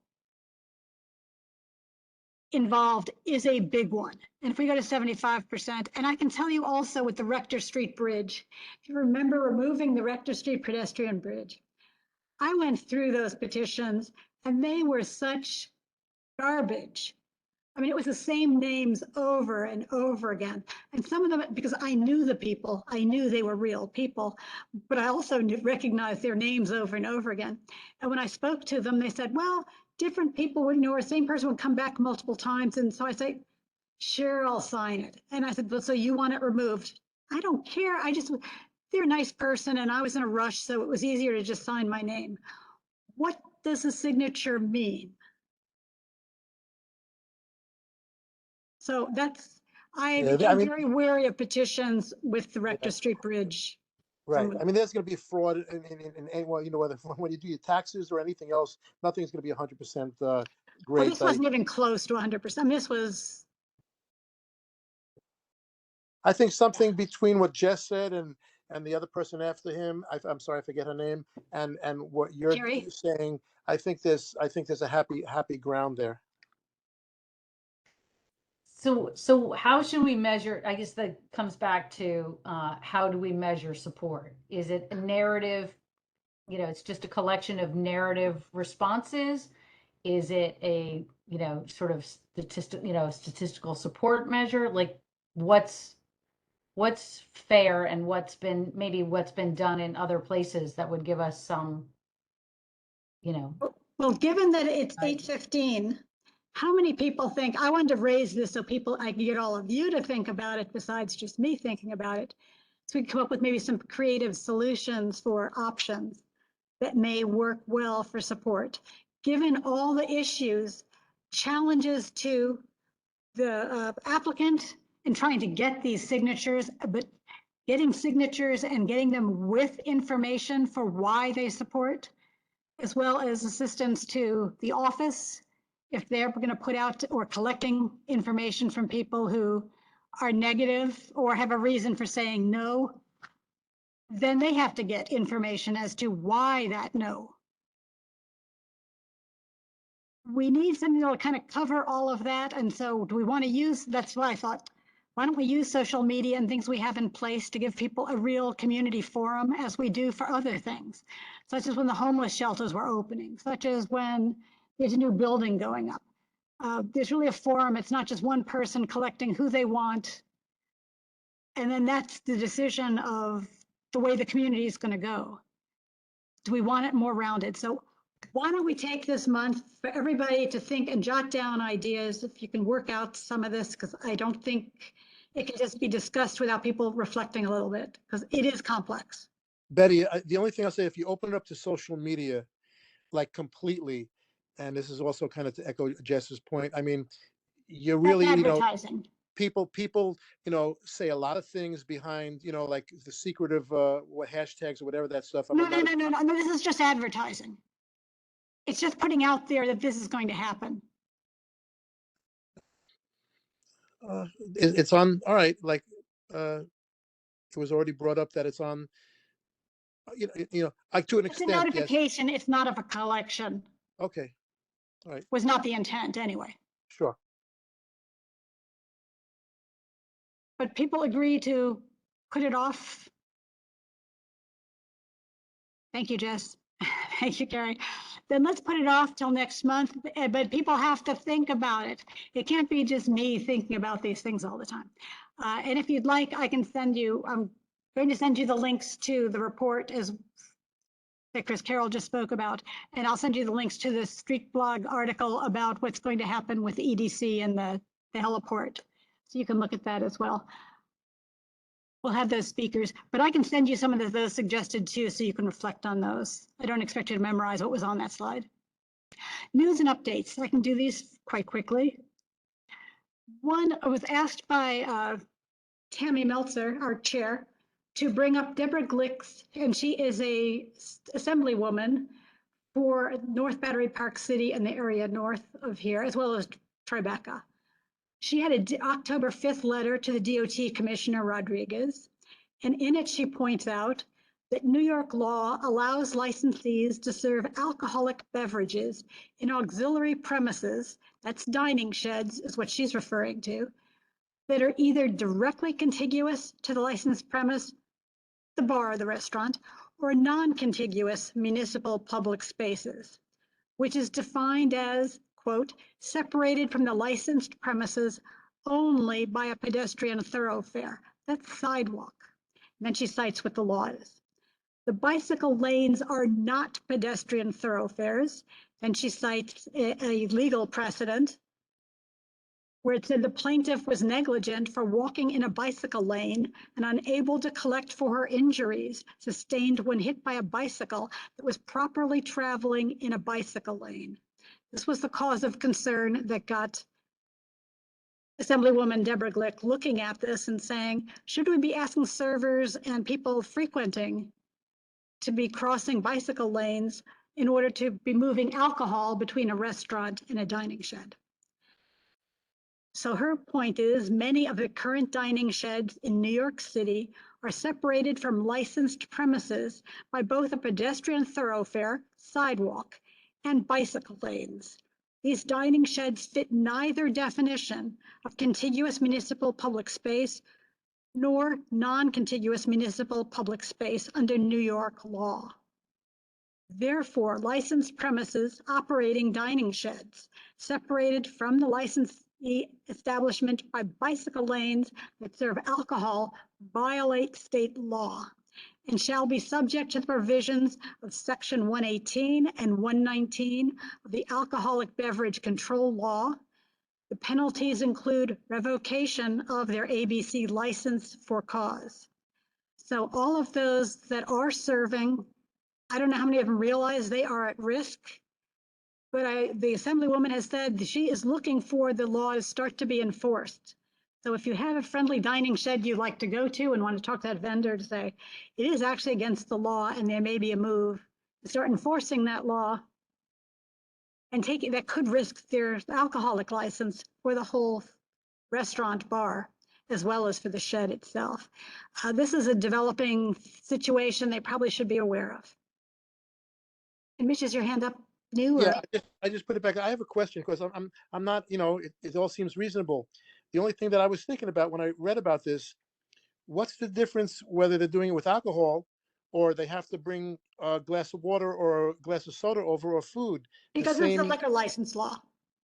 Right, but I'm saying this, the spirit of it is the same hazardous situation. No, but that's not the point of the law, though. Well, that should be the point of the law should be the hazardous of a possible crash between a bicyclist and a server, and that neither of them should be get hurt. So I just didn't see. Like I said, I'm a non-drinker myself, but what's it's the same risk is whether you're bringing a glass of water or a glass of alcohol. So I was just curious about that. No, water won't risk your liquor license. Right.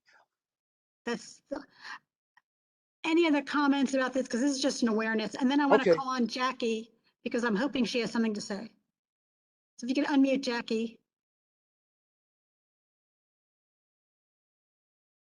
Lucian? Evening, everyone. Can you hear me? Hi, Jackie. Yes.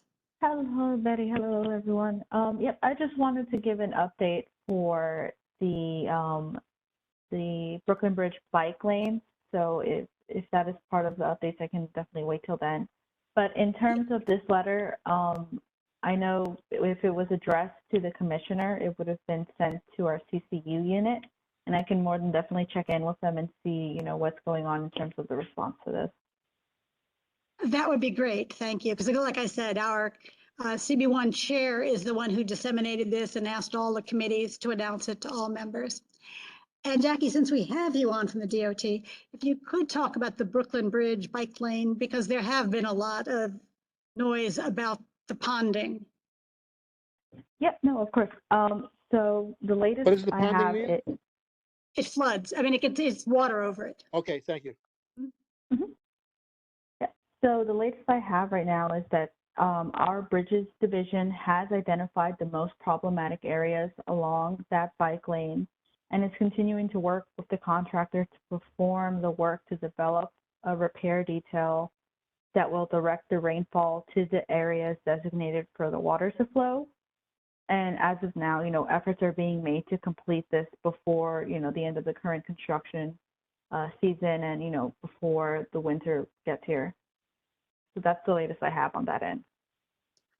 Great, thank you. That'll be good news, Lucian, in case you're seeing the complaints as well. They're kind of all over. Yes, I've been seeing them. The big fear is puddles today, black ice tomorrow. So yeah, we'll definitely love to keep working with you, Jackie, on seeing this conclude in a some sort of resurfacing or other sort of solution. Yep, of course. And as things develop, I will be in contact with the board and let them know what's going on. And thanks. Thank you. Yep. And then just briefly too, Fair Fares will be incorporated into Omni in 2023. So that's good news. This, as I told you, there's going to be a photograph. The red dots are those that are inaccessible subway stations. The green dots are where you have an accessible stop, so you can realize just how many aren't, especially if you're trying to leave from and arrive at an accessible stop. This was just a reminder of the state of the MTA with accessibility in the subway stops. Next. Yeah, this was kind of interesting. Cycling fatality deaths per billion trips. And looking at just how bad New York City is compared to others is a little bit humbling, but especially compared to London and Paris, which are also bigger international cities. Some of these others are quite considerably smaller, even though they standardize it with per billion trips. The handling is different in the smaller cities, less bureaucracy. Next, kind of interesting too, we're starting to get more and more information, and Chris actually brought this up too, that the areas where they have put in bike lane, put in things that, I'm sorry, this was brought up by Transportation Alternatives, but where they've put in fewer cars or have put in bike lanes, things that seem intuitively are going to stop what's going to happen to the businesses, there's more and more evidence coming out as more streets go in that are either completely closed like this one is, or those with bike lanes have also been studied by the DOT and found that in fact the businesses have done better on those streets. So for us data-driven people, you should know that. And this is kind of quirky, and this is my request that if anyone sees one, please let me know because I really want to see one in person. But this is a guy who always posts about gadgets, and it's kind of cute. This is actually, as you can see, they're skates, is what's applying to the 2 feet. It's a stand-up, has a front wheel as if it was a bicycle. And again, these arms that attach the skates can lengthen and shorten, which is why it's kind of on a pivot on its axis. And these are really amazing for tricks, which is why I'm sure we're going to see them in New York City. Because you can jump off of curbs and go downstairs and do all kinds of things on them, which probably don't want to know about, but nevertheless, as some of these devices come out, I thought it's probably worthwhile to see what's kind of out there. I believe that's the last one. So Jackie, unless you have anything else to say. Betty, I think also the senior fairs are now working with Omni. I heard they were coming. I just haven't seen a posting, but that's good news. I'll double check, but yeah. Check on student fairs as well. Okay. So yeah, we'll get that was one of the big complaints for quite a while, was that anybody who had a reduced fare could not use the system. And so this is slowly bringing all of those people on, which is very nice because it allows them to have transfers and other things as well. Betty, the other thing is for people that were using reduced fares, and then let's say your Metro card gets damaged or something like that, they don't give you a temporary like reduced fare. You have to pay full fare until you wait 3, 4, 5 weeks until you can get it back. But I don't know if there's anything that could be investigated about that. Well, Mitch, I think that hopefully I'm going to double check this, but if the senior fares is actually integrated with Omni, then all you'll have to do is just go to Duane Reade or CVS and pick up a new Omni card and just link it with your account. But I'll see if I can't get more information and some instructions. It's okay. I have no account. I mean, I just take a trip down to the you take a trip down to the, we're on, Yeah, go down to the Stone Street. convenience store, and everyone should pick up an Omni card. Eric, you may know more about that. No, he said no. No, Okay, I don't do don't. this to me. They Okay. just need to have the token booth people do what they used to do, because there's no reason why they can't make some transactions. That's crazy. Yeah, the MTA is moving all the way over to Omni, and it's better in a lot of ways. So as we pick up these kind of smaller programs and have them integrated, we're going to find that it may be a lot easier to do these things without having to wait for MTA Central to process a request for a new card. No, and I'm talking all that. about like when a Metro card malfunctions, and then the guy would Yeah. see they would let you in instead of you having Yeah. to, like, do something illegal. The other thing is, I just want to thank Jackie for coming out. We did a walkthrough of PS150 with DDC. We're trying to see if DDC can expand the scope of their reconstruction project. This is also, note that Trinity Place will be rebuilt. I'll have more information from them once they have a date. But there will be significant disruptions on Trinity Place when they're taking down a lane. But Jackie came and she was very receptive to some suggestions that were made by the school. And I just wanted to thank her for taking time out of her day to do that and to really think through these issues with us. She also chatted me to say that she was done. She had no more items.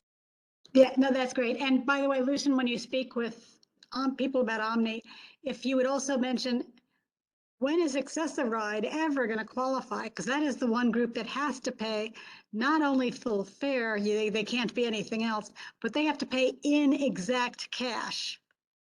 I mean, that's about as inflexible as you can get. That's crazy. That's right. Well, but it's always been like that. So, but you're right, it is kind of crazy. Yeah. Okay. Yeah, I'll ask the MTA if we can get an update on all those programs integration with Omni. Great, thank you. And Detta, you'd be the final speaker. I just wanted to know to report ponding either on a road or on a bike path or any kind of standing water that stays for days and days. Is that to 311 or is that to Jackie or what? Standing water, ponding, 311, send it to me. Yes, but I'm going to tell you what the problem is with that, because this again has been tweeted all over the place. It's very difficult to name a location for that. But what ponding. okay, I just meant, what about even other areas outside of CB1? Take a picture of it, do 311, get as close as you can, and then send it to the district manager of whatever community board, and I can help you find them. If it's, say, like 9, I know that you're in 9 a lot. I can help you with that. But we'll help the agency narrow down exactly where the effort is needed. Okay. Great, Lucian, because I was going to say eventually it's going to be some kind of discussion to look at how do you locate things on bike lanes that are on greenways, on some of these other places where there's no address, in parks. Well, parks, for Central Park, you have to go by the lamppost number. That's how you know if it's on the Central Park Drive. But otherwise, we can that can be a discussion for another time. Yeah. But it is one of the flaws of 311 is outside of the grid. It is quite difficult. Yes. Yeah. So for our East River and our Hudson River greenways, it's a challenge. As Eric found out when trying to get them to clean some of the areas, there's really no way of locating where you're complaining about. So we'll take that on in the future. But that's what the CB is for. It says just take a picture with your cell phone, send me the service request number along with the photo, and tell me exactly where it is or thereabouts, and we can locate it from the photo, and I'll work with the agency to pinpoint exactly where the issue is. I'll take it to the last mile. Well, thank you all. I'll send you an email with some things to look at before next month. And have a great month. Well, I'll see you at full board, but have a great month. And a great Thanksgiving. Thank you all. Thank you. Not everyone. Thank Just we all wave. See ya for the recording. Bye-bye. Okay.